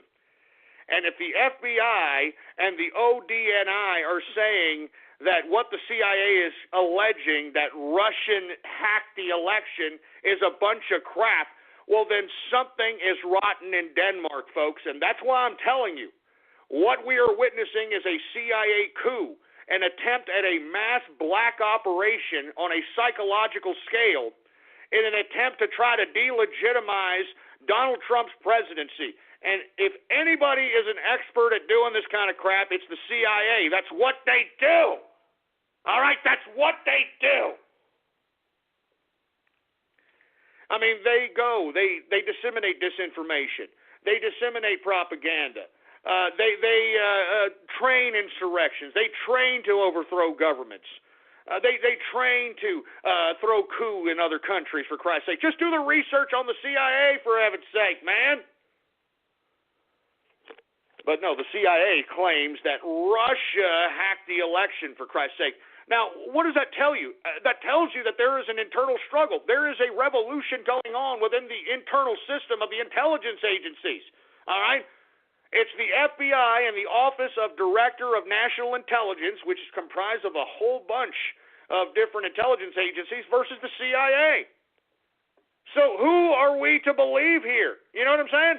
And, I find it funny that the talking heads on the boob tube are just so quick to defend the CIA as if they've been some great darlings of American national security. These people have caused more death and destruction in the name of America than any organization on this planet. But no, now that the CIA is alluding to the fact that, Russia hacked the election, and we may have to redo the election over again because of it. Are you kidding me? You have got to be kidding me.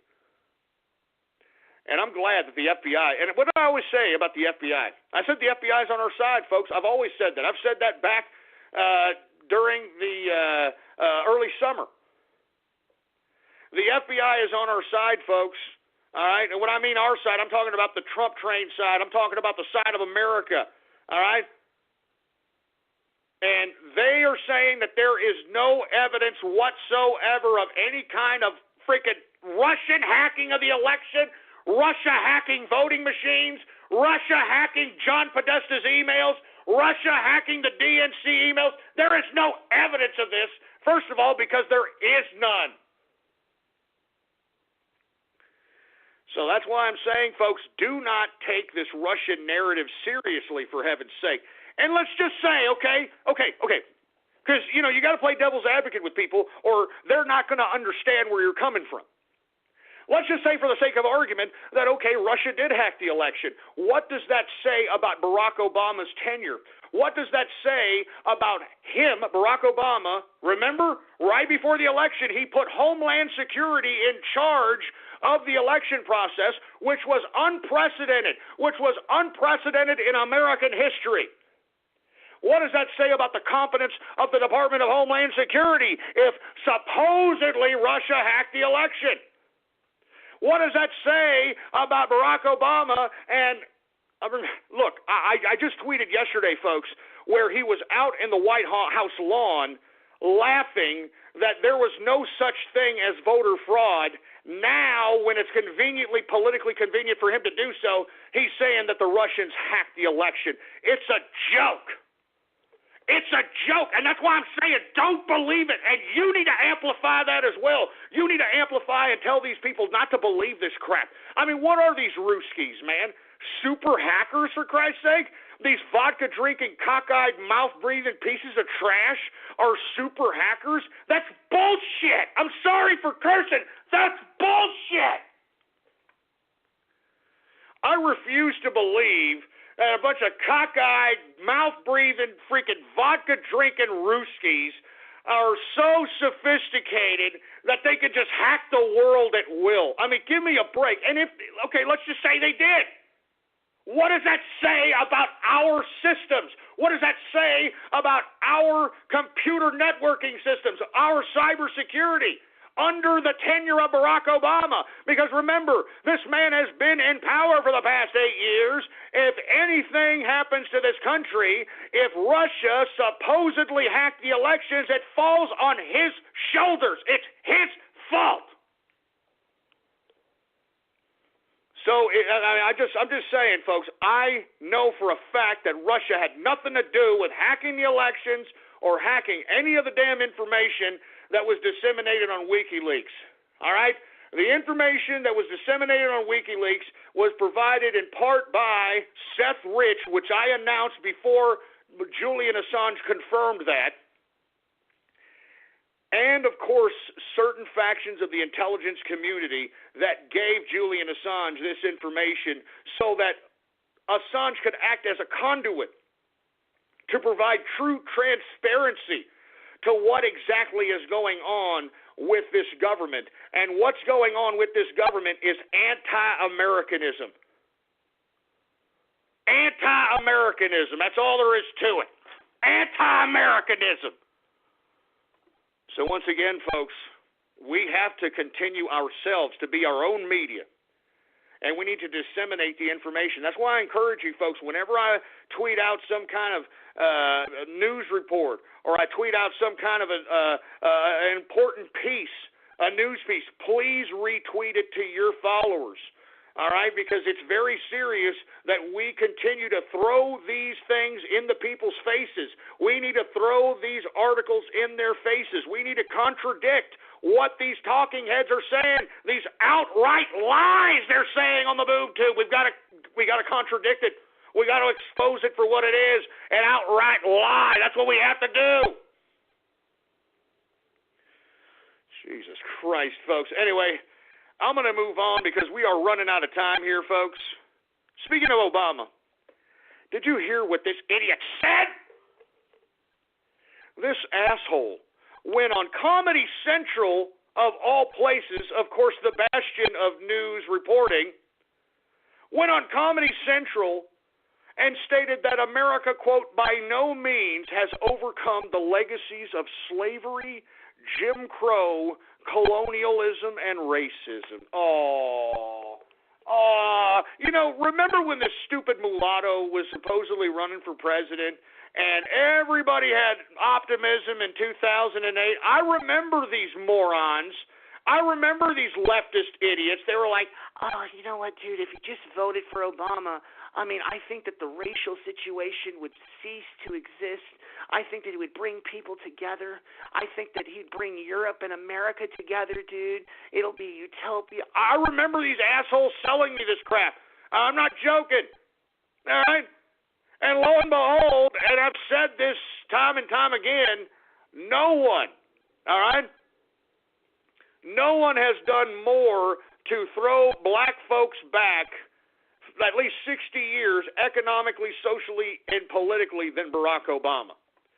Barack Obama has done more to desecrate the black community than the Ku Klux Klan could have ever have dreamed of. And that's an absolute fact. I know there's black folks that are listening in that are like, man, screw you, ghost, baby, you lying. You a white crack-ass cracker, baby. You lying, baby. You lied. Anyway, folks, as a matter of fact, we're starting to hear that we've got some beeps miraculously in the background now, folks. we're now having technical difficulties. How convenient, huh? How goddamn convenient we're now having technical difficulties here.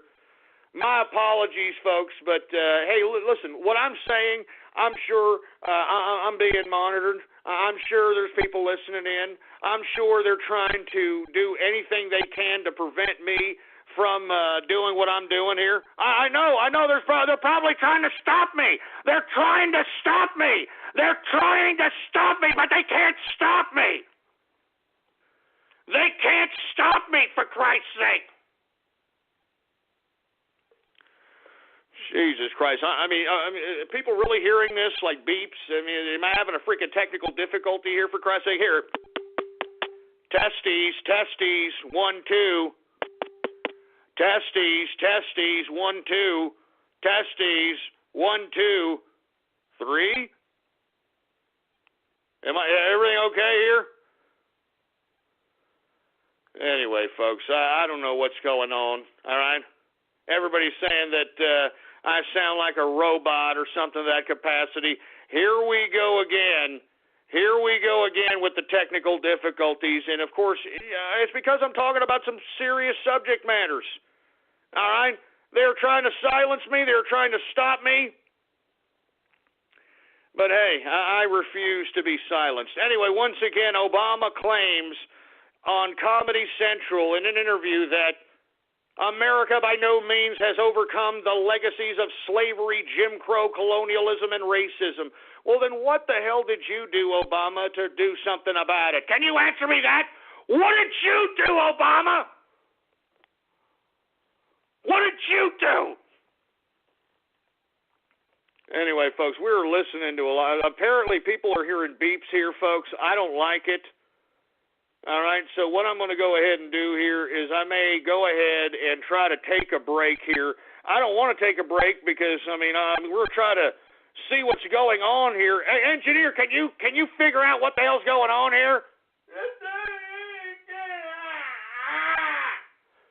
All right, we're going to see what we're going on here, but I don't know what the hell's going on, but I can't work like this, for Christ. I can't work like this!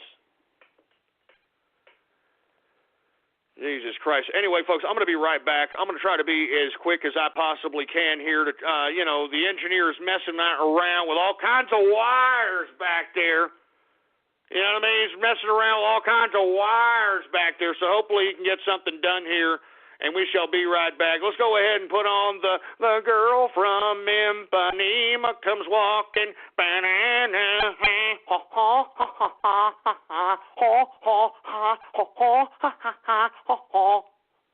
Let's go ahead and put it on, engineer, all right? Let's go ahead and put it on here.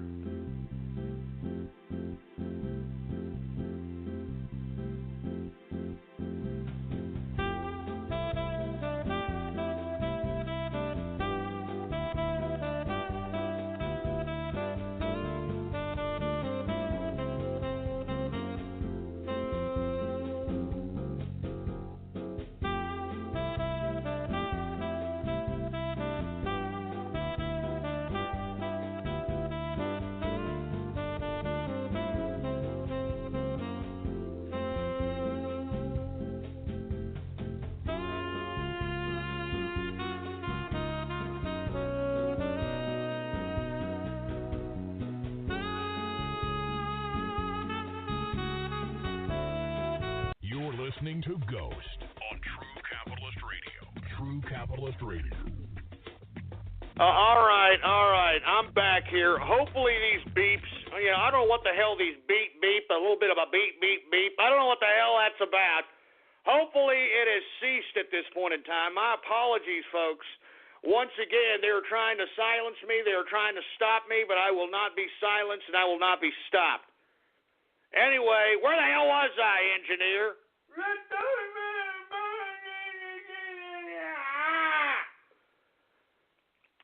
Anyway, I was talking a little bit about Obama being on Comedy Central in an interview saying that America by no means has overcome the legacies of slavery, Jim Crow, colonialism, and racism. What did you do about it? All right? What did you do about it, Obama? Seriously, what the hell did you do about it? besides sit here and continue to throw fuels on the racist flames, by agitating racial divide, by sitting here and literally subjugating your own people. You people need to realize this. Barack Obama did more damage to the black community than the Ku Klux Klan could have ever dreamed of, man. The black community in America as a whole has been thrown back 60 years economically, socially, and politically. You cannot deny this, for Christ's sake, man. You cannot deny it. And this asshole has the audacity to go on freaking Comedy Central of all places to say this. What an asshole, man. I'm telling you this right now. This man is the worst president in American history. This man is a black mark, no pun intended, a black mark on American history. What a shameless piece of psychopathic trash this freaking Obama is. What a psycho, disgusting, soulless piece of garbage. Unbelievable. But, of course, you're going to have Americans say, oh, no, Obama was great, baby. He was a great president. I love Obama. He gave me food stamps. He gave me food cards. He gave me welfare, baby. Jesus Christ. What the hell did Obama do during his 8-year tenure to help America remedy the legacies of slavery, Jim Crow, colonialism, and racism? What did he do? He did absolutely nothing. He is a waste of a presidency. 8 years wasted. And not only was it wasted, Barack Obama did everything within his power to demoralize America, to kamikaze America. I'm serious. We are literally shambles of ourselves thanks to this presidency. Barack Obama put so much debt on our books, folks. He put more debt on America's books than all the previous presidents combined. Do you understand that? Let me run that by you one more again, okay, just in case you didn't hear it. Barack Obama accumulated more debt on the national debt than all the previous presidents combined. So there you go. That's the president right there, huh? Is that what you got here? You understand, folks, that at some point we got to pay back that debt. And I hate to say this, but your great-great-great-great-great-great-great-great-great-great-grandchildren are going to continue paying on that debt unless Donald Trump is elected president and nominated and fulfills his economic plan so that we can start paying back this debt. And not to mention providing jobs, cutting bureaucracy. All right? I'm serious, man. It's going to be a great day, folks. A great goddamn day in American history when we see all these government bureaucrats on the unemployment line, boy. It's going to be a great goddamn day in American history. I'll tell you that right goddamn now. Anyway, let me move on, folks. All right, we're running out of time here. Germany is going to be the next country to claim Russian hacking affected their elections because members of parliament are now being voted out there in Germany, and they're claiming that Russian influence, Russian hacking had a lot to do with it. All right, now Merkel is making a run for her 4th term as chancellor, for Christ's sake. And you mean to tell me that they're going to pull the same useless, disgusting, pathetic, lame excuse that these idiots over here on the Democrats in America pulled, for Christ's sake? You can't concoct something more original, for Christ. It's stupid. Folks, I've been around the internet for a long time. I've been around the internet since like 93. And I think it's laughable. Hysterical that they're putting Russia and Russian hackers on this super hacker pedestal as if they have the golden key to be able to just go in and out of anywhere, get anything, get everything. I think it's utterly ridiculous, all right? Utterly ridiculous. What the hell does that say about the Western civilization's IT departments, all right? I mean, what does that say about the Western civilization's computer systems if Russia, some cockeyed, vodka-drinking Russian bastards, can just go in and out of systems like it ain't crap? I mean, seriously, what are they teaching out there in Russia? Huh? Are they teaching network programming 101 right in kindergarten, for Christ's sake? I find it obnoxiously asinine that the lamestream media is running with this narrative, putting Russian hackers on this supra-elitist pedestal. Give me a break, all right? Give me a break.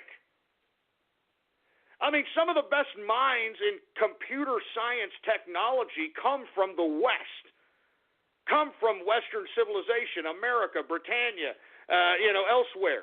And you mean to tell me that Ruskies who've been out of the loop, I mean, who probably don't have the best computing technology, can somehow miraculously become super hackers from their 386SX computers that are probably still running Windows 95? You mean to tell me that they have the ability to just go in and out like it ain't crap? I mean, give me a break. And I can't believe Germany is going to run with this narrative. And Germany, do not fall for this, all right? I'm serious. Do not fall for this. You have literally had migrants overrun your country and ruin your culture. I mean, destroy your culture. It's time for you to take your parliament back. It's time for you to take your country back. All right, go out and vote. And don't let them run this Russian narrative over there in Germany. Don't let them run this Russian narrative in France and all over Europe, for Christ's sake, because I think they're going to use this in every European country, for Christ's sake. Russian hackers, get the hell out of here. Anyway, folks, we are now in the third and final hour of the True Capitalist Radio broadcast. And, of course, I am your host, the man they call Ghost. And once again, I want to thank you very much for tuning in with me. Before we move into anything else, I'd like for everybody to please spread it around like wildfire. Because, remember, this show grows organically, folks. I don't advertise. I don't do anything. This whole show has grown organically by itself. So please spread it around like wildfire and let everybody know that True Capitalist Radio is in effect and in the house, and we are live every Monday through Friday, 4 p.m. Central Standard Time, right here on the official website of the True Capitalist Radio Show. It is blogtalkradio.com/ghost. That's blogtalkradio.com/ghost. And, of course, if you have not done so, please follow me on Twitter, folks. The Twitter name to follow is PoliticsGhost. All one word, no underscores, folks. PoliticsGhost is the name to follow, all right? Now, we went through Germany and how they're going to claim that Russian hacking is affecting their elections, and they're doing the same garbage that the Democrats are doing here. Do not fall for it. It's a trap. It's a joke. It's pathetic. So don't even fall for it, all right? Now, let me move on with the rest of the agenda here because we're running out of time. Now, folks, you want to talk about a treasonous act. You want to talk about somebody working with the enemy. How about Barack Obama, John Kerry, and the administration dealing with Iran? Now, folks, I talked about Iran back in 2009. And I called that we will be making nuclear deals with Iran back in 2009. Because, folks, I was the only one at that time. And you can look back in the goddamn archive if you don't believe me. I was the only one at that time saying during the Iranian Revolution of 2009 that America, the United Nations, or some Western civilization should have done something to aid the revolution that happened in 2009 against Ahmadinejad, against the Ayatollah, that nobody lifted a finger, and you know what they did? They killed them. They massacred the 2009 rebellion, the 2009 revolution in Iran. That was the true Arab Spring. That was a true revolution, and they did nothing. And I said during those broadcasts at that time that because we did nothing, and because we watched the Iranian Revolution get slaughtered by the Ayatollah and Ahmadinejad, that we would rue the day. And I said it, folks. You can go back in that archive, 2009. It probably has the titles, Iran in the title, or in the description, I should say. I said we would rue the day that we did nothing. We did absolutely nothing to help the Iranian Revolution of 2009. I said it, and I'm going to continue to say it, because we're ruining the day at this present time, folks. Now, remember when Barack Obama decided that he was going to have diplomatic relations with Iran, an enemy, somebody who has sworn that the death to America, they teach their people death to America, so on and so forth. This asshole Obama and his administration actually did a nuclear deal, which I said was going to happen in 2009, folks. I said this was going to happen. The prognosticator of prognosticators strikes again. They have this nuclear deal, folks, in which Obama gives the Iranian government $150+ billion in exchange to not nuclearize themselves as a nuclear nation. And not only did Barack Obama give these Iranians $150 billion to not, quote, build nuclear weapons, but Barack Obama also paid a ransom for American hostages that were in Iran. This son of a bitch paid $1.5 billion in a hostage ransom, which is the first time America has ever negotiated with terrorists. All right, this is the only time in American history America has paid money to a ransom of an American citizen. It is unprecedented. We don't negotiate with terrorists, but under Barack Obama we do. This was one of the most treasonous acts of America. I mean, you want to talk about treason? You want to talk about who is an operative of who? Why don't we talk about Barack Obama and this goddamn Iranian deal? And you want to know why? Because not only is Iran now claiming that the supposed United States violated the deal, they're now building nuclear warships in response to this supposed fake violation. And you know, the funny part about it is, folks, they don't have to build their nuclear weapons anymore, because Barack Obama gave the Iranian government enough money to buy them themselves. They don't even need to make them. They've got $150+ billion. They can buy the damn nuclear weapons themselves, for Christ's sake. They don't even need to make them. Yeah, thanks, Obama. How come nobody's talking about this? How come everybody's talking about Russia? How come nobody's talking about Iran and this treasonous deal that was dealt by Barack Obama, this treasonous deal that was dealt by John Kerry, for Christ's sake? They gave Iran the money so they can buy nuclear weapons. Don't you understand that? They gave Iran the money. They gave Iran the money, folks, so that they could go buy a nuclear weapon. Yeah, thanks, Obama. Huh? And look, that wasn't the first time that we negotiated with terrorists.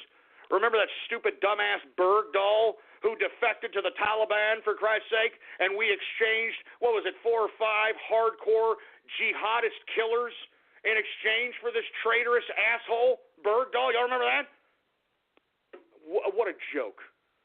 4 battle-hardened jihadis from Guantanamo Bay. One of these guys that we traded for Bergdahl, there's a picture of this guy with like 5 heads in front of him smiling, you know, like it's a great picture, like a great Christmas holiday picture or something.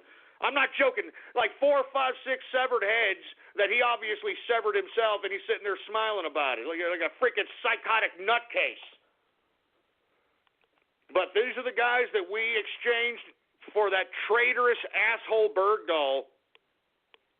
Hey, but is anybody calling Barack Obama an agent of Iran, an agent of the Taliban, an agent of the Muslim Brotherhood? Because lest we forget, Barack Obama okayed the overthrow of Mubarak in favor of the Muslim Brotherhood, which the Muslim Brotherhood is a terrorist organization.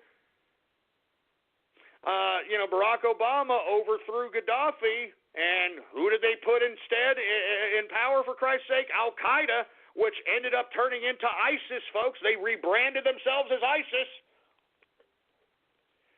I mean, Jesus Christ, man. I mean, it's just, wake up, all right? Wake the hell up. This freaking president, this Barack Obama has done more to ruin this country than an enemy could have ever have thought of, man. Than an enemy. Jesus Christ. Anyway, folks, once again, Iran now building nuclear warships because they're claiming America violated the nuclear deal. And they're promising world war. They're promising to bomb Israel, all the same old rhetoric. We should have taken these idiots out in 2009. And I said we would rue the day that we did nothing for the Iranian Revolution of 2009. And, folks, we are ruining that day right now. Anyway, folks, let me move on here. There's supposedly a deal between the Syrian rebels and the Russians and Assad's forces as it pertains to the Battle of Aleppo. And according to the Russian ambassador to the UN, there is a peace deal. A deal has been reached to end the Battle of Aleppo, which has been unbelievable atrocity after atrocity after atrocity. As a matter of fact, the whole Syrian conflict has been perpetual death and destruction, at least for the past 4 to 5 years. And I think it's a shame that, this kind of garbage is actually happening. But, hey, this government destabilized the Middle East, and it was the CIA, folks, that helped destabilize this whole son of a bitch.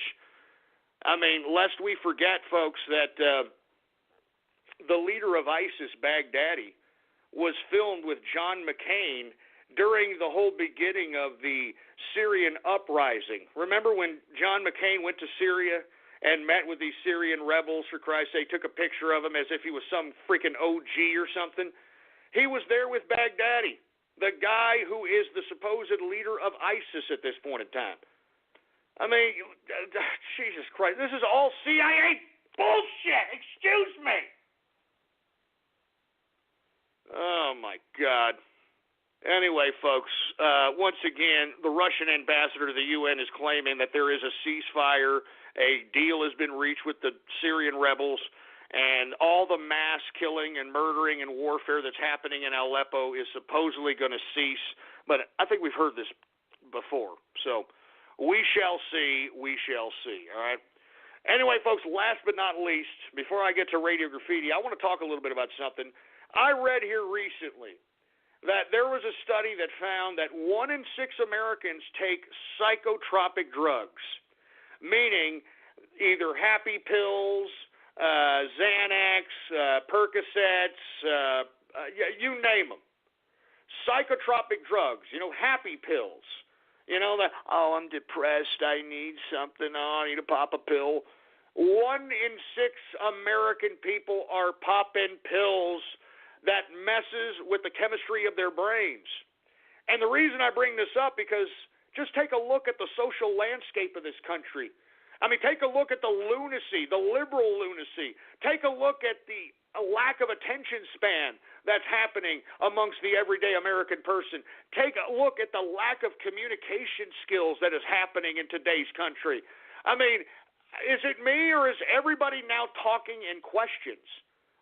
Every time they say something, they're talking in a goddamn question like, I was like going down the street, and I saw this guy, and I thought that he was like walking one way, and he was actually walking the other way. I'm serious. I'm sick and tired of that tenor. I'm sick and tired of that freaking that cadence. I'm sick and tired of that crap. But it makes sense now that we have this study that comes out, folks, that 1 in 6 folks out here are hopped up on freaking happy pills, for Christ's sake, man. That's just great. No wonder America's being flushed down the proverbial toilet. No wonder you've got American people allowing these unelected globalists to infiltrate our government. No wonder we've got American people electing agents of this international bureaucratic institutionalism into Washington, D.C. to screw us over and over and over again. It makes sense.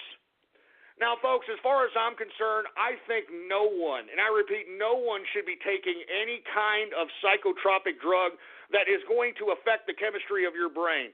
All right? I mean, this is a pseudoscience, folks. I'm sick and tired of people saying, no, actually, it helps me very much. I go through a lot of stress. I go through a lot of depression, and I pop this pill, and I feel great. I feel wonderful. I feel great. I feel wonderful. Folks, this is a pseudoscience, man. Do you understand that you are messing around with your brain chemistry? I mean, when you take these pills, they are messing with your head. And moreover, folks, it's a testament to the lack of personal responsibility that people actually want to hold themselves accountable for. I think a good portion of the people that are taking these psychotropic drugs don't want to be held to any personal level of responsibility. And that's why you have this scapegoat of depression and all poor me and all poor this. And because they can see themselves going to some freaking therapist, which of course gets people attention. I mean, it's all attention whoring. I mean, let's be honest, folks. All right, you go to a shrink. Why do you go to a shrink? So that some asshole that he's paid $150 plus an hour to listen to your bullshit. Excuse my French. I mean, that's all therapy is. All right, me. You know what I'm saying? Me. And you know what the therapist does? Because, of course, you know, the drug companies, they give kickbacks to anybody who prescribes this crap to a new customer. I mean, you know, that's what a good drug dealer does. You know what I mean? And as a result, folks, these drugs, these psychotropic drugs, in my personal opinion, are not just making people, lose their attention spans, lose their train of thought, lose their ability to concentrate, so on and so forth. But I personally believe that we are witnessing a lot of suicides. I believe that we're witnessing a lot of psychotic episodes. I believe that we're witnessing a lot of these mass shootings because of the side effects of these psychotropic drugs, folks. I mean, if you take a look at the side effects of a lot of these psychotropic drugs, a lot of them have suicide as a side effect, all right? They have suicide as a side effect. You know, I actually saw one depression drug, all right, that actually had a side effect as may have a propensity to habitually gamble. What? Wait a minute. Hold on. I have depression, right? I pop this pill. All of a sudden, I want to start rolling dice at the freaking craps table, for Christ's sake. I mean, do you understand? That's brain drugs, man. I mean, what the hell kind of crap how is that a side effect? How is that a side effect that when you take a pill that's supposed to make you happy, you want to go and just let her roll on the goddamn craps table? It doesn't make any sense. So, folks, I'm strongly advising people, listen, if you're taking these drugs, I would strongly go to your doctor and say, look, I don't want to take these drugs anymore. I want to slowly wean myself off of these, because let me tell you, a side effect of not taking these drugs is also suicidal thoughts. And let me tell you, these mind control drugs are very persuasive, folks. They'll make you believe things that you would have never have thought in your own crisp frame of mind. So that's all there is to it, for Christ's sake. Hey, thank you very much. Here is the drug. Thanks to Bad Mem X86. I'm going to retweet. FDA warns, here's the drug, Abilify, can cause impulsive gambling. Look at it. I mean, how much are they messing with the chemistry of your head when they can concoct a drug where a side effect may be impulsive gambling? I mean, it doesn't make any sense, for Christ's sake. I'm serious. I mean, you know, okay, I'm not depressed, but now I want to bet the whole house on the freaking, on a roll of craps or something. I mean, come on, for Christ's sake, man. Come on. Oh, my God. We got to stop this epidemic. I'm serious. We got to stop this epidemic of psychotropic drugs. I think it's really affecting America. I think it's affecting America socially, politically. I'm not sure about economically, but I think it's affecting people socially big time. And I cannot believe that we as American people allow the drug companies to do this to us. Because to be honest with you folks, you're the one putting the pill. You're the one putting the pill in your mouth. You're the one voluntarily swallowing the pill. And in my personal opinion, I think that you need to think twice, especially if it's some damn psychotropic drug that's going to affect your brain chemistry, man. I mean, I don't know, man. I mean, people are different. People, I guess they don't care about their brains, you know? I guess they don't care, for Christ's sake. Anyway, folks, let me go ahead and get to everybody's favorite part of the broadcast, and I'm talking about Radio Graffiti. That's right, folks.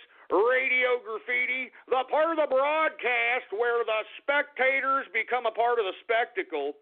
All you got to do is give me a call right now, and of course we got a new number here, 563-999-3791, and when I call on your area code, you've got exactly 3 to 4 seconds to say whatever it is that's on your mind. That's why we call this Radio Graffiti.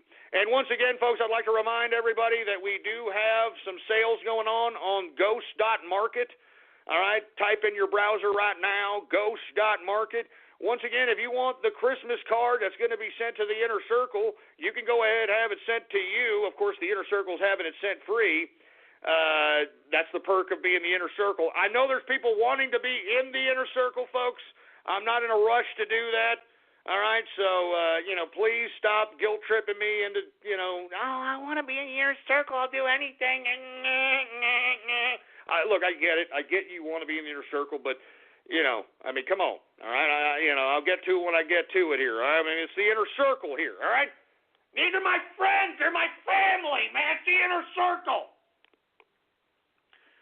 But anyway, folks, once again, I've got the Christmas card that's going to be sent. Now, of course, the Christmas card, folks, we're going to have a Christmas party. I believe it's Thursday.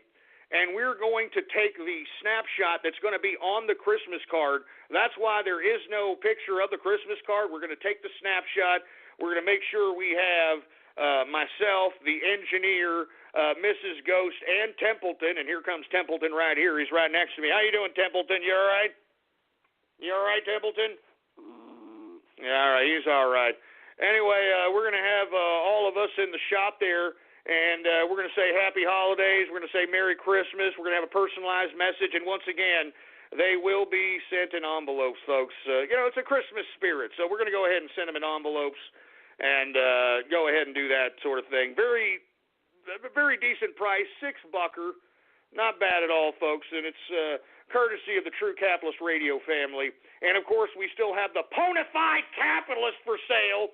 And for you folks that are unaware, unfortunately, I had to do a deal with the Bronies. If we sold so many Mrs. Ghost autographs, I'd have some pony merch. Well, there's the pony merch right there, Certified Ponified Capitalist, all right, which is actual handwritten autograph of yours truly, and each one of those Ponified Capitalists will be numbered.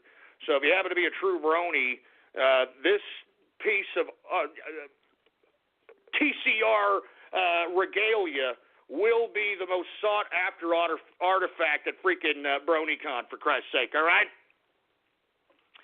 All right. Let's go ahead and... Do we have any Radio Graffiti callers, engineer?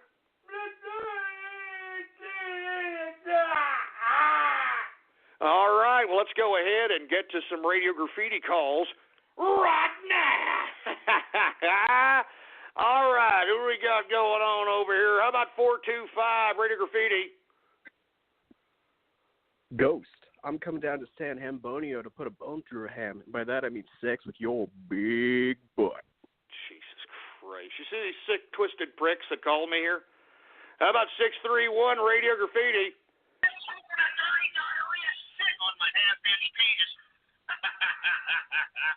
Yeah, well, that first of all, it's a sick-ass splice, and secondly, luckily, it was a damn Obama phone. Nobody would be able to hear it. How about Anonymous Radio Graffiti? Should I stick to you? Too exhausted to do editing. No, we're not doing that African booty scratcher crap. Hang the freaking Anonymouses up, engineer, all right? We're not doing that crap. How about 435, Radio Graffiti? I walk a lonely road, the only one that I have ever known. Don't know where it goes, but it's home to me and I walk alone. Okay, we got Green Day. All right, a little bit of Green Day, for Christ's sake, even though that's a leftist bastard. What the hell is that dude's name? Billy, Rockabilly, whatever the hell his fruit bowl name is. Who cares? I hate freaking Green Day. What a bunch of fruit bowls. You want to know why I hate Green Day? Because they think that they're punk music. You know what I mean? And they're not punk music. All right? I mean, they are the prelude to fruit punk. You know, they're the prelude to Blink 187, for Christ's sake. All the small things are up my ass. Oh, yeah, fruit bowl. Oh, yeah, my hole. I mean, give me a break.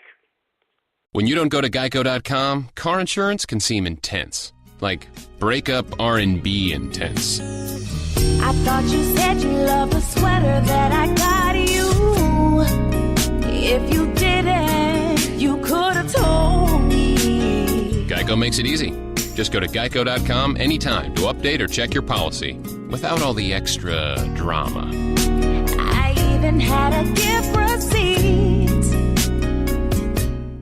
When you don't go to Geico.com, car insurance can seem intense. Like breakup R&B intense. I thought you said you loved the sweater that I got you. If you didn't, you could have told me. Geico makes it easy. Just go to Geico.com anytime to update or check your policy without all the extra drama.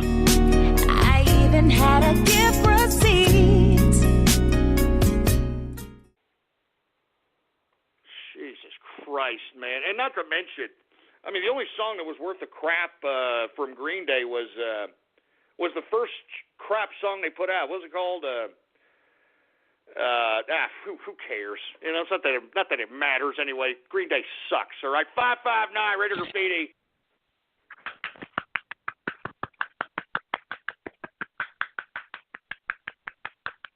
Either somebody's slapping their fat stomach or somebody's fapping. Either way, it's disgusting. 954 Radio Graffiti. SurgeRadio.org.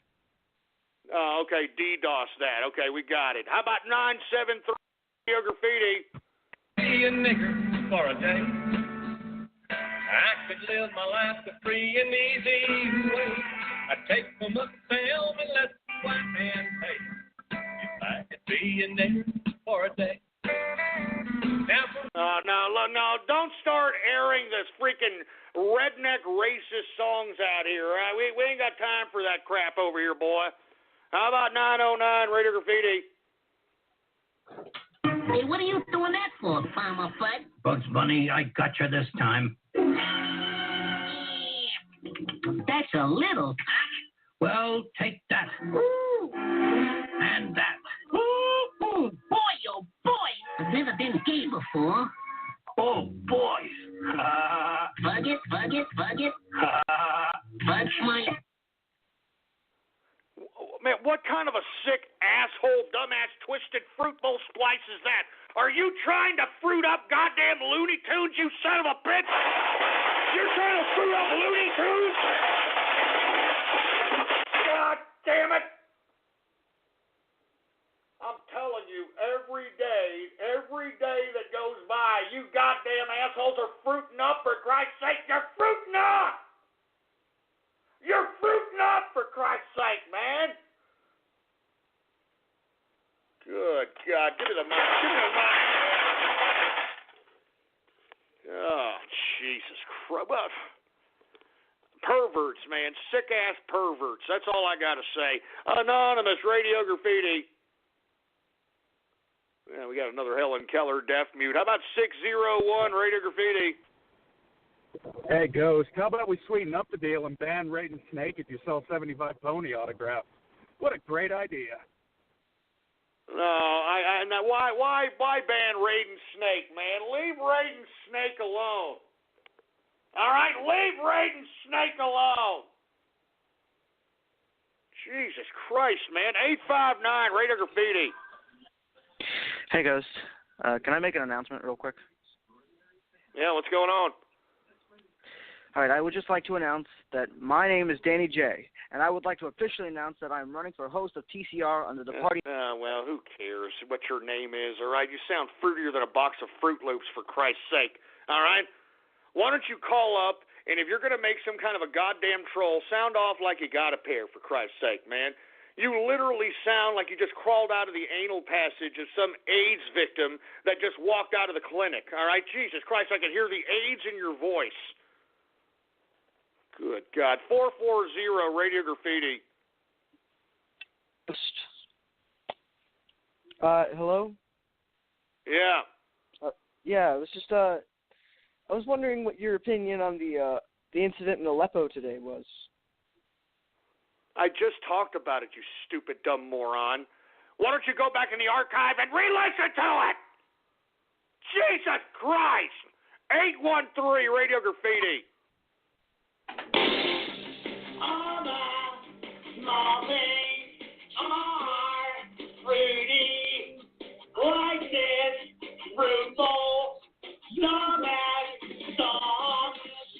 Oh yeah, stupid song, and you bought it 'cause you're having fun, yeah. Man, gee, are you kidding me? Did you actually remix me with that fruit bowl song? Man, how many remixes are out there? I mean, seriously, I got to hold a record of freaking remixes being done by... And it's not a record I'd like, I'll tell you that right damn now. How about Anonymous Radio Graffiti? Look, what's going on between me and Riding Snakes is personal, all right? What the hell's going on here? Hey, James, it's Riding Snake again. Hey, how you doing, Riding Snake? Well, let's go ahead and get to some anime right now. Yeah, all right. There we go. Yeah. Oh, yeah. Woo! Madoka is good. Madoka is my wife. I happen to have a body pillow of Madoka Kashyyyk. It's a good piece of ass. Riding Snake. Oh. Oh, yeah. Oh, keep going.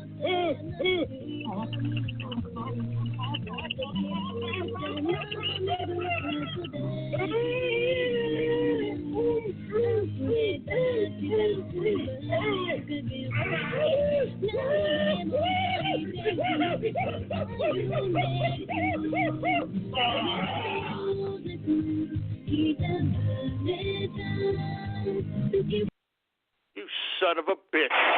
God damn it! You sick! You sick, perverted asshole!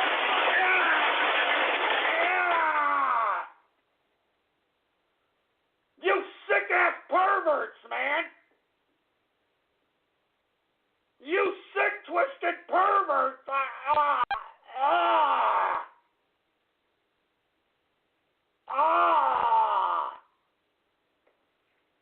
You sick, twisted pervert! Give me the mic!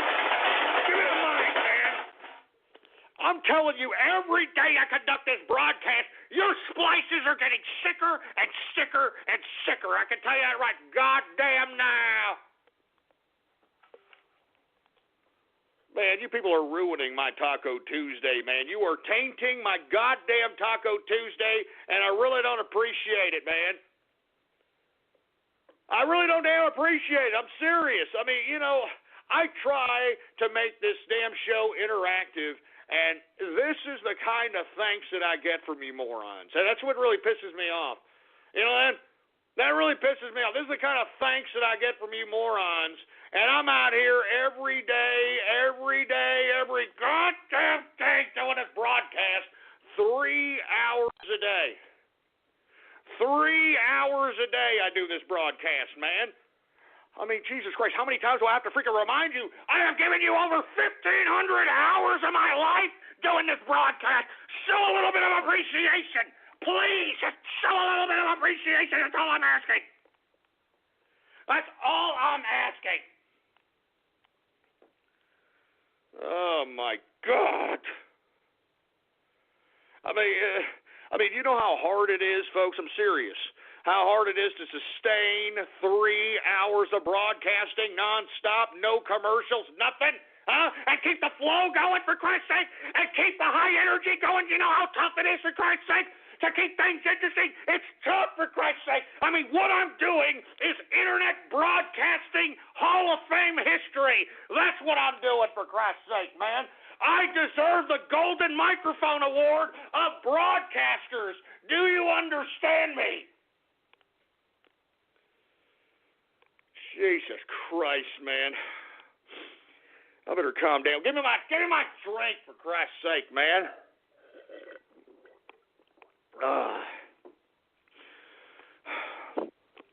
I'm telling you, you all have tainted my Taco Tuesday, you sorry sacks of crap, all right?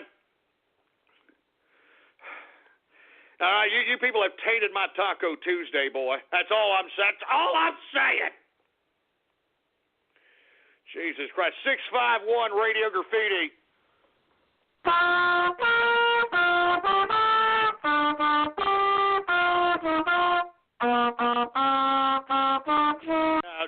Shut up. Hey, Horny the Clown, shut your ass. You're not blowing the damn Soviet national anthem out of your goddamn honker there, boy. All right? And I ain't letting you do it. 443 Radio Graffiti. J-Man Capitalist, Radio Graffiti. We got OJ down today. It is down 0.39%. Oh, excuse me. Sorry, it is up today. Sorry. Come on, I'm sorry.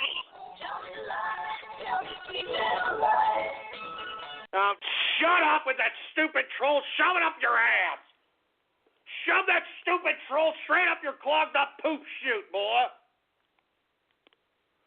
786 Radio Graffiti. Hey, Ghost.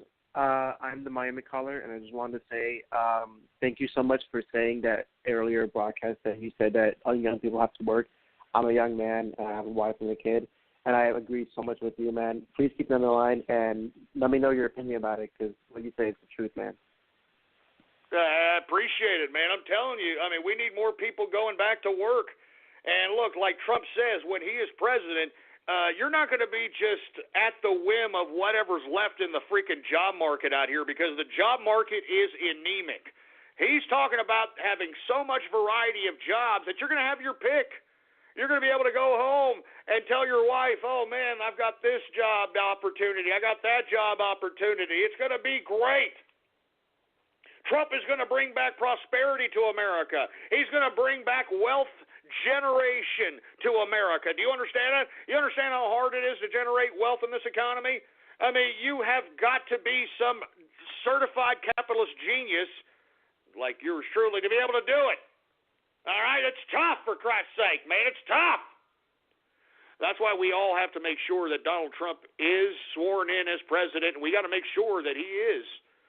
All right, for the first 100 days, fulfilling that economic obligation. And any of these goddamn assholes in the Congress, if they try to stop Donald Trump, we got to hold their feet to the fire. We got to bombard their offices with letters. We got to bombard their Twitter addresses with tweets. We got to bombard their goddamn offices with phone calls. I mean, this is what we have to do. We got to make sure that we let these stupid, dumb bureaucrats know that we're watching their dumb asses, and they cannot continue to operate as if we are stupid, all right? You can no longer operate as if we're stupid there, bureaucrats, because we're on to your asses, all right? We're on to your asses. You know it, I know it, and the mainstream boob tube media knows it too, boy. Jesus Christ. 651 Radio Graffiti.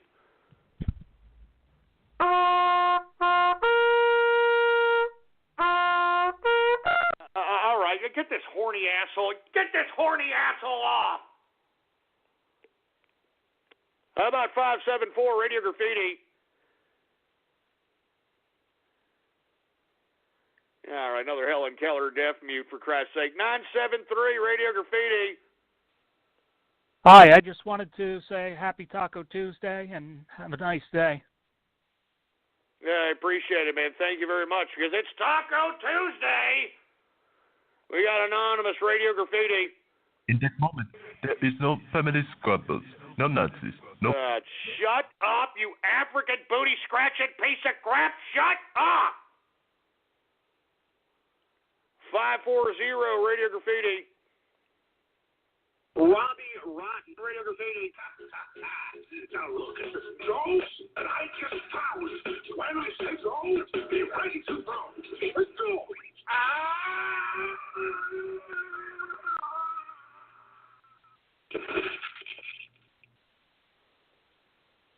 What the hell was that about? I have no goddamn idea. Anonymous Radio Graffiti. Speak with the setting sun. You dream of a beautiful face you have. You keep doing that. I'm just not going to pick up anonymouses anymore. It's fine with me. How about 321 Radio Graffiti? Hey, Ghost.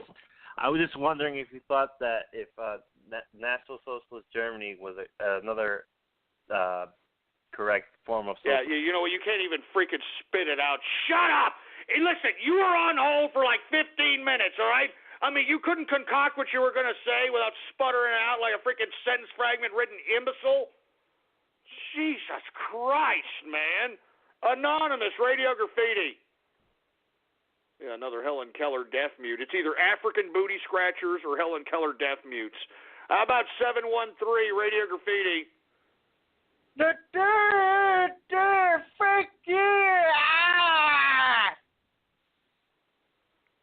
You trying to sound like the engineer? Is that what you're trying to sound like? They're trying to copy you, engineer. I'm telling you, these people have no respect for you, man.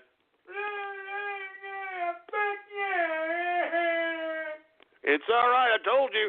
You can't trust these people on the internet, man. You can't. We got 352 Radio Graffiti. Hey, Ghost, this is Flutter Guy. Want to play Pin the Tail in My Ass? Eeyore has the tail. Yeah. Yeah. Yeah. Harder. I ain't made a mare of you yet, boy. Yeah. Yeah. Harder. Yeah. Yeah. Oh, and get Twilight over here, too. Oh, my God, you sick, twisted.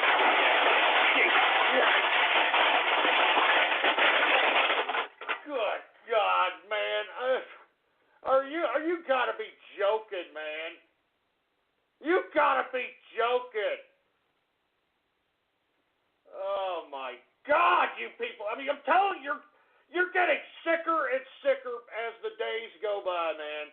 You guys are getting sicker and sicker as the goddamn days go by. Jesus Christ. Give me the mic. Give me the mic.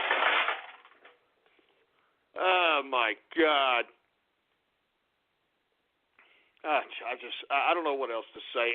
831 Radio Graffiti. Hey, Ghost. So one of the reasons I think you have no problem with a Goldman Sachs executive is because you're a Jew. Oh, yeah? Can you prove that I'm Jewish, sir? Well, who else says schmuck? I mean, the only people who say schmuck are Jewish, and I've heard you say this in multiple episodes. So that's one thing. Another thing is your Freudian slip with the whole YouTube thing. I mean, we know you have money in that. You have shekels in that. We know this. Well, first of all, I have nothing in YouTube, all right? And secondly, I am not a Jew. I've said this thousands of times, for Christ's sake, man. I am not a Jew. All right? I use yarmulkes for coffee filters, for Christ's sake, so shove it up your ass. Good God, man. I'm telling you, man. I mean, trying to claim me as some kind of a false Jew, I don't appreciate it one bit. I don't appreciate it one bit, all right?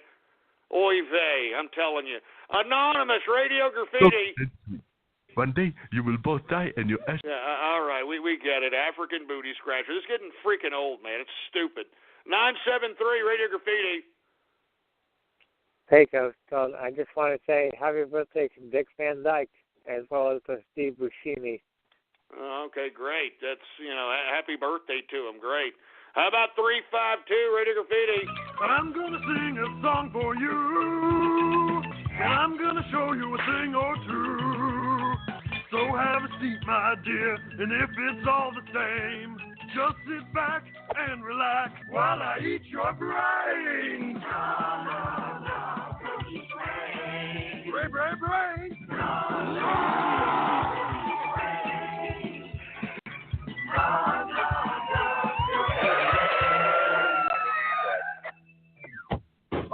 All right. What's going on in here?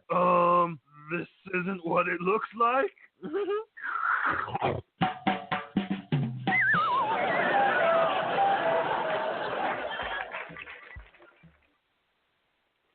What the hell kind of garbage is this, man? I'm telling you, man. Whoever produces this kind of weird crap, you got a lot of freaking problems, man. I'm serious. You got a lot of freaking problems, bro. I'm not joking around. How about 267 Radio Graffiti? Hello, Ghost. It's Eeyore again. I was walking by Pooh Bear's house today, and I noticed he had one of your bonafide autographs. Interestingly enough, the honey he was eating was white instead of yellow. And I noticed some of it was smeared on your autograph. So I ate some of it. Shut this stupid idiot. Shut him off, for Christ's sake, man. How many numbers does this stupid freak have? Jesus Christ, this is sick. Jesus Christ. 727 Radio Graffiti. So whenever Kim Jong-un tries to claim that he's going to do this, he's going to do that, don't believe him. He's a piece of trash, all right? He's nothing, all right? He's absolutely nothing. Yo, what the hell is that? Oh, Christ! Oh, Christ, no! No! No!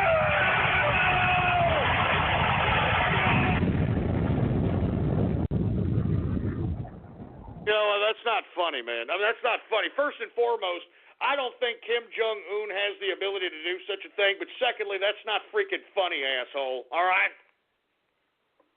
Good God. Anonymous Radio Graffiti. This is Sparta Radio Graffiti. This is True Delusional Radio. True Delusional Radio. I am your host, the man they call Ghost. The badass of 9/11 truthers and anti-vaxxers. Give him Newtown conspiracy theories, or give him death. Let's be honest. I mean, NASA hasn't done a goddamn thing for us, all right? NASA has been one of the biggest wastes of money on the face of the planet. I mean, what have they done exactly besides put satellites in space that make Big Brother government monitor us that much better? Broadcasting from his tinfoil shielded home in beautiful San Antonio, Texas. The Democratic Party and elements within the Democrats are connected to a nefarious, satanic, pedophile-like network.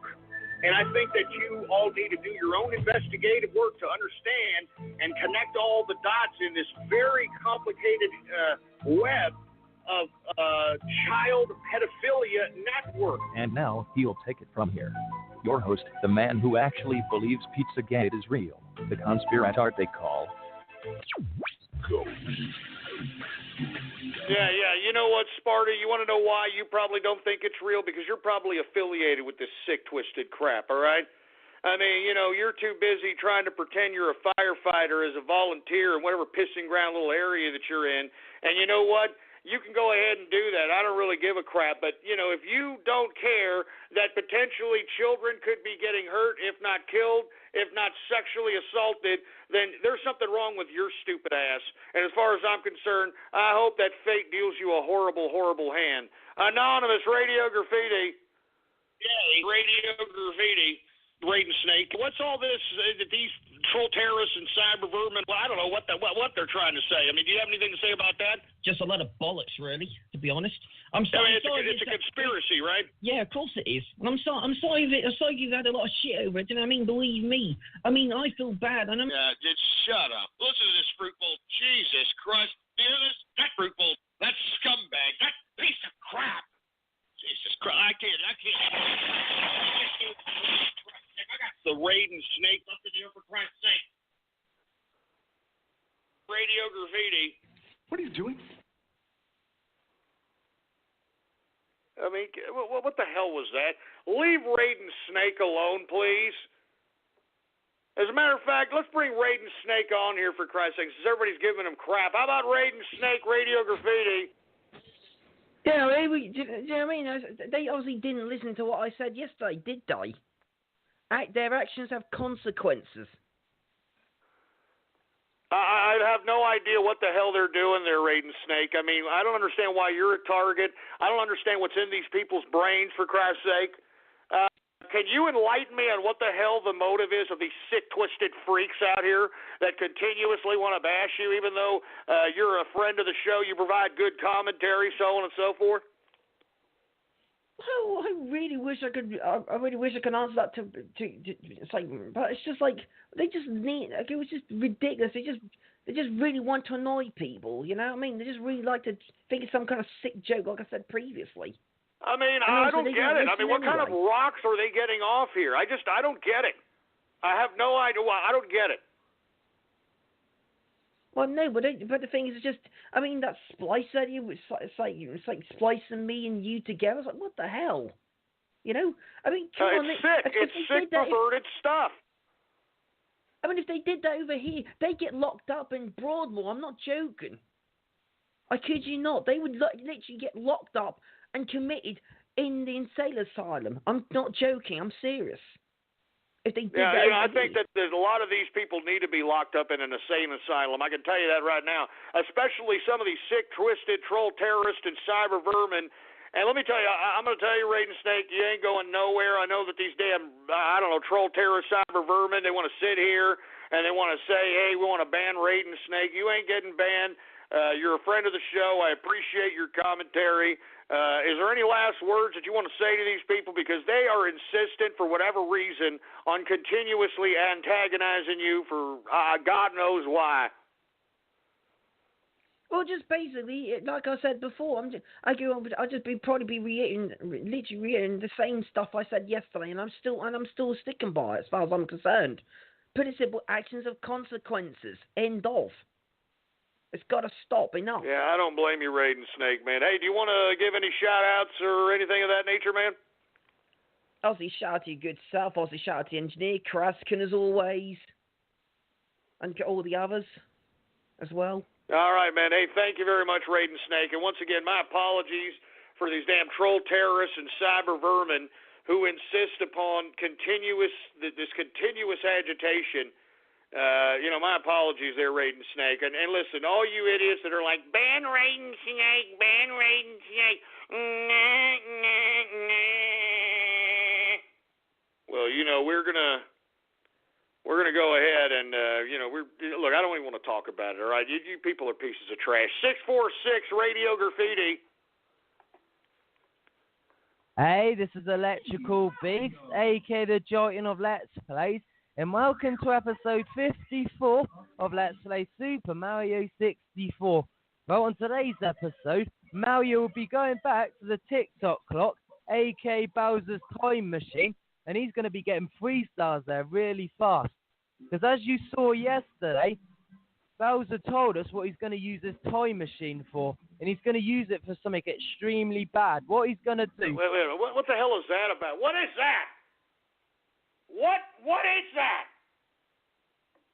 What the hell was that? When you don't go to Geico.com, car insurance can be hard. Like early 90s heavy metal hard. I'm yelling and screaming and I'm loud. Roar! Geico makes it easy. You can review and update your policy or report a claim on Geico.com or the Geico mobile app. Because shouldn't we all have a little less stress in our lives?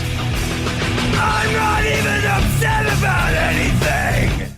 When you don't go to Geico.com, car insurance can be hard.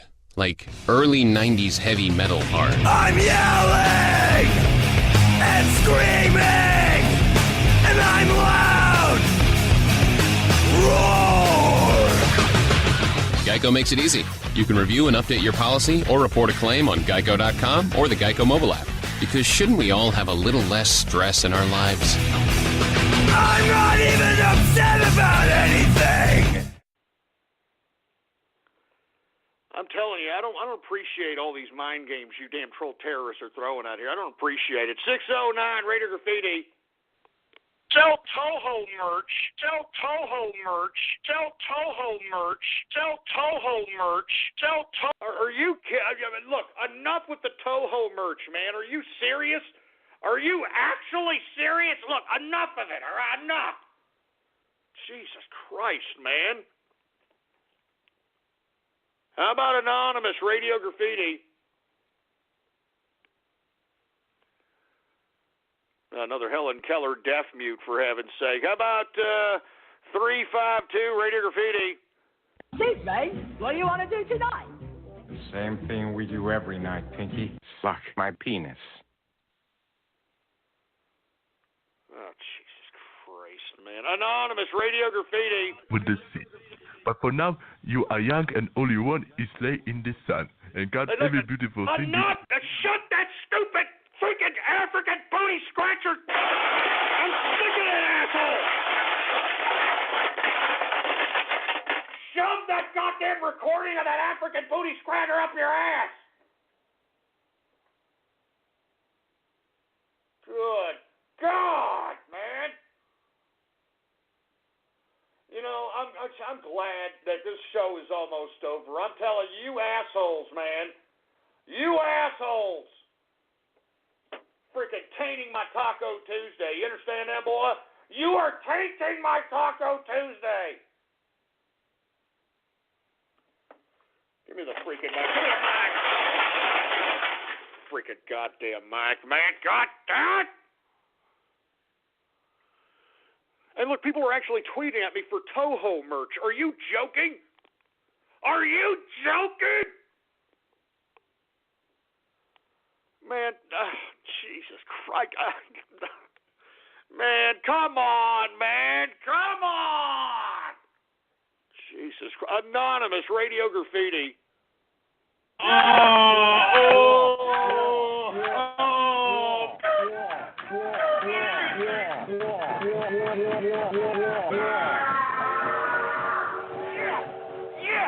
Yes, I freaking love you, engineer. Well, what the hell? I mean, shut up. Shut your mouth, man. Anonymous Radio Graffiti.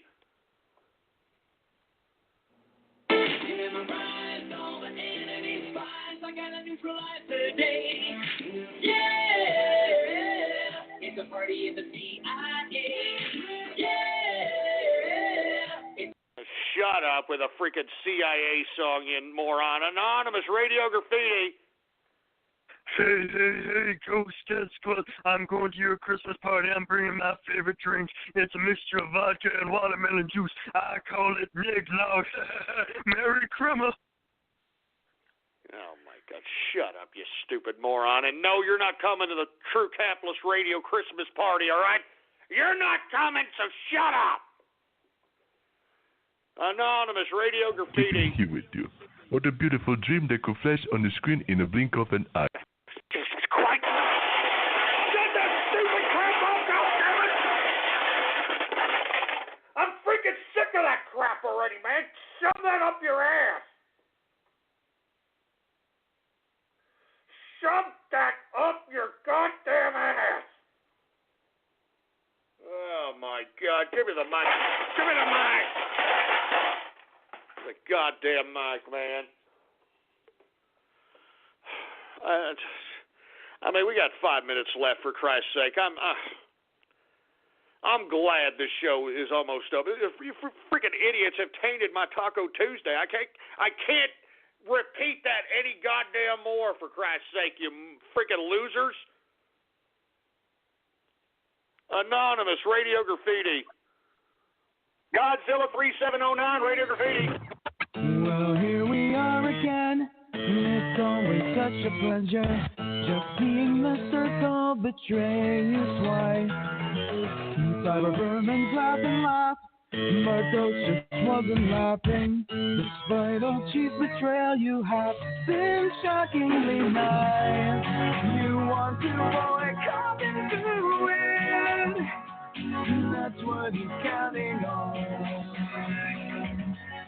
He's rolled out the goddamn life map. Now Ghost just wants to go.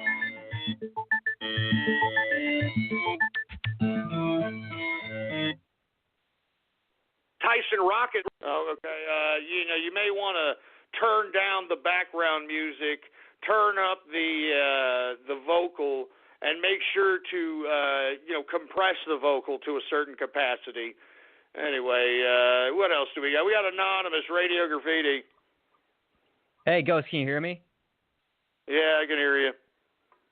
Okay, so I was listening to that John McCain broadcast he tweeted out yesterday, and one part that really sticks out to me was this part that said, I was given an operation on my leg so I can walk again. I mean, I know you're in a wheelchair and everything, but I don't think that's a very good reason to hate you. Now, shut up, you stupid moron, all right? Shut your mouth.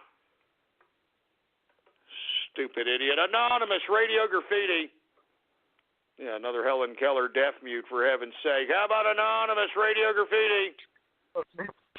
All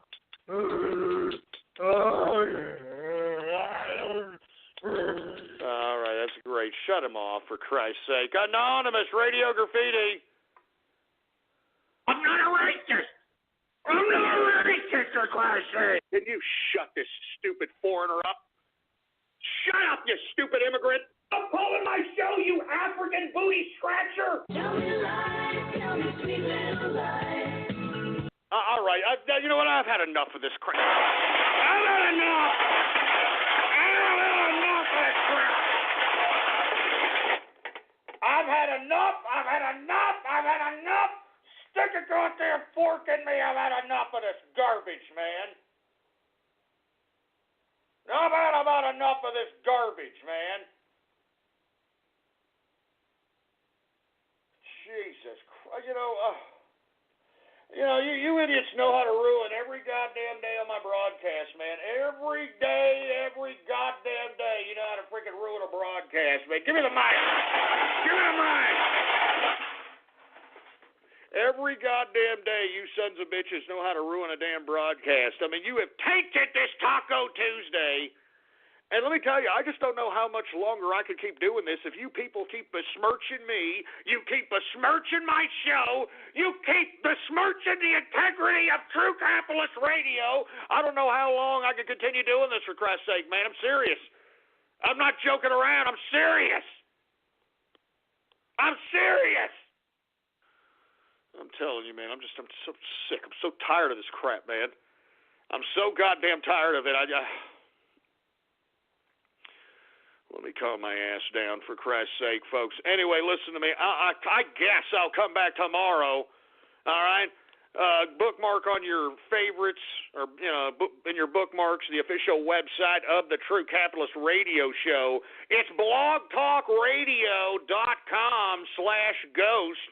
That's blogtalkradio.com/ghost. And if you have not done so already, please follow me on Twitter, folks. The Twitter name to follow is PoliticsGhost.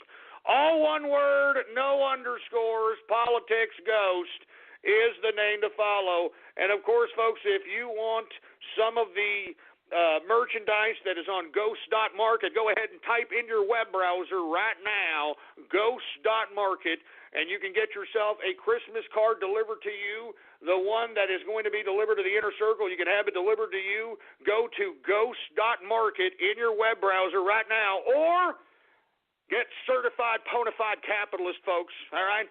An autographed signature of yours truly, numbered, signed, hand-signed by yours truly. Once again, type in your web browser, Ghost.market. Both of these things will be taken down by this week. So hurry up. Get it while you can, baby. Anyway, long live the capitalist army. I'm out of here.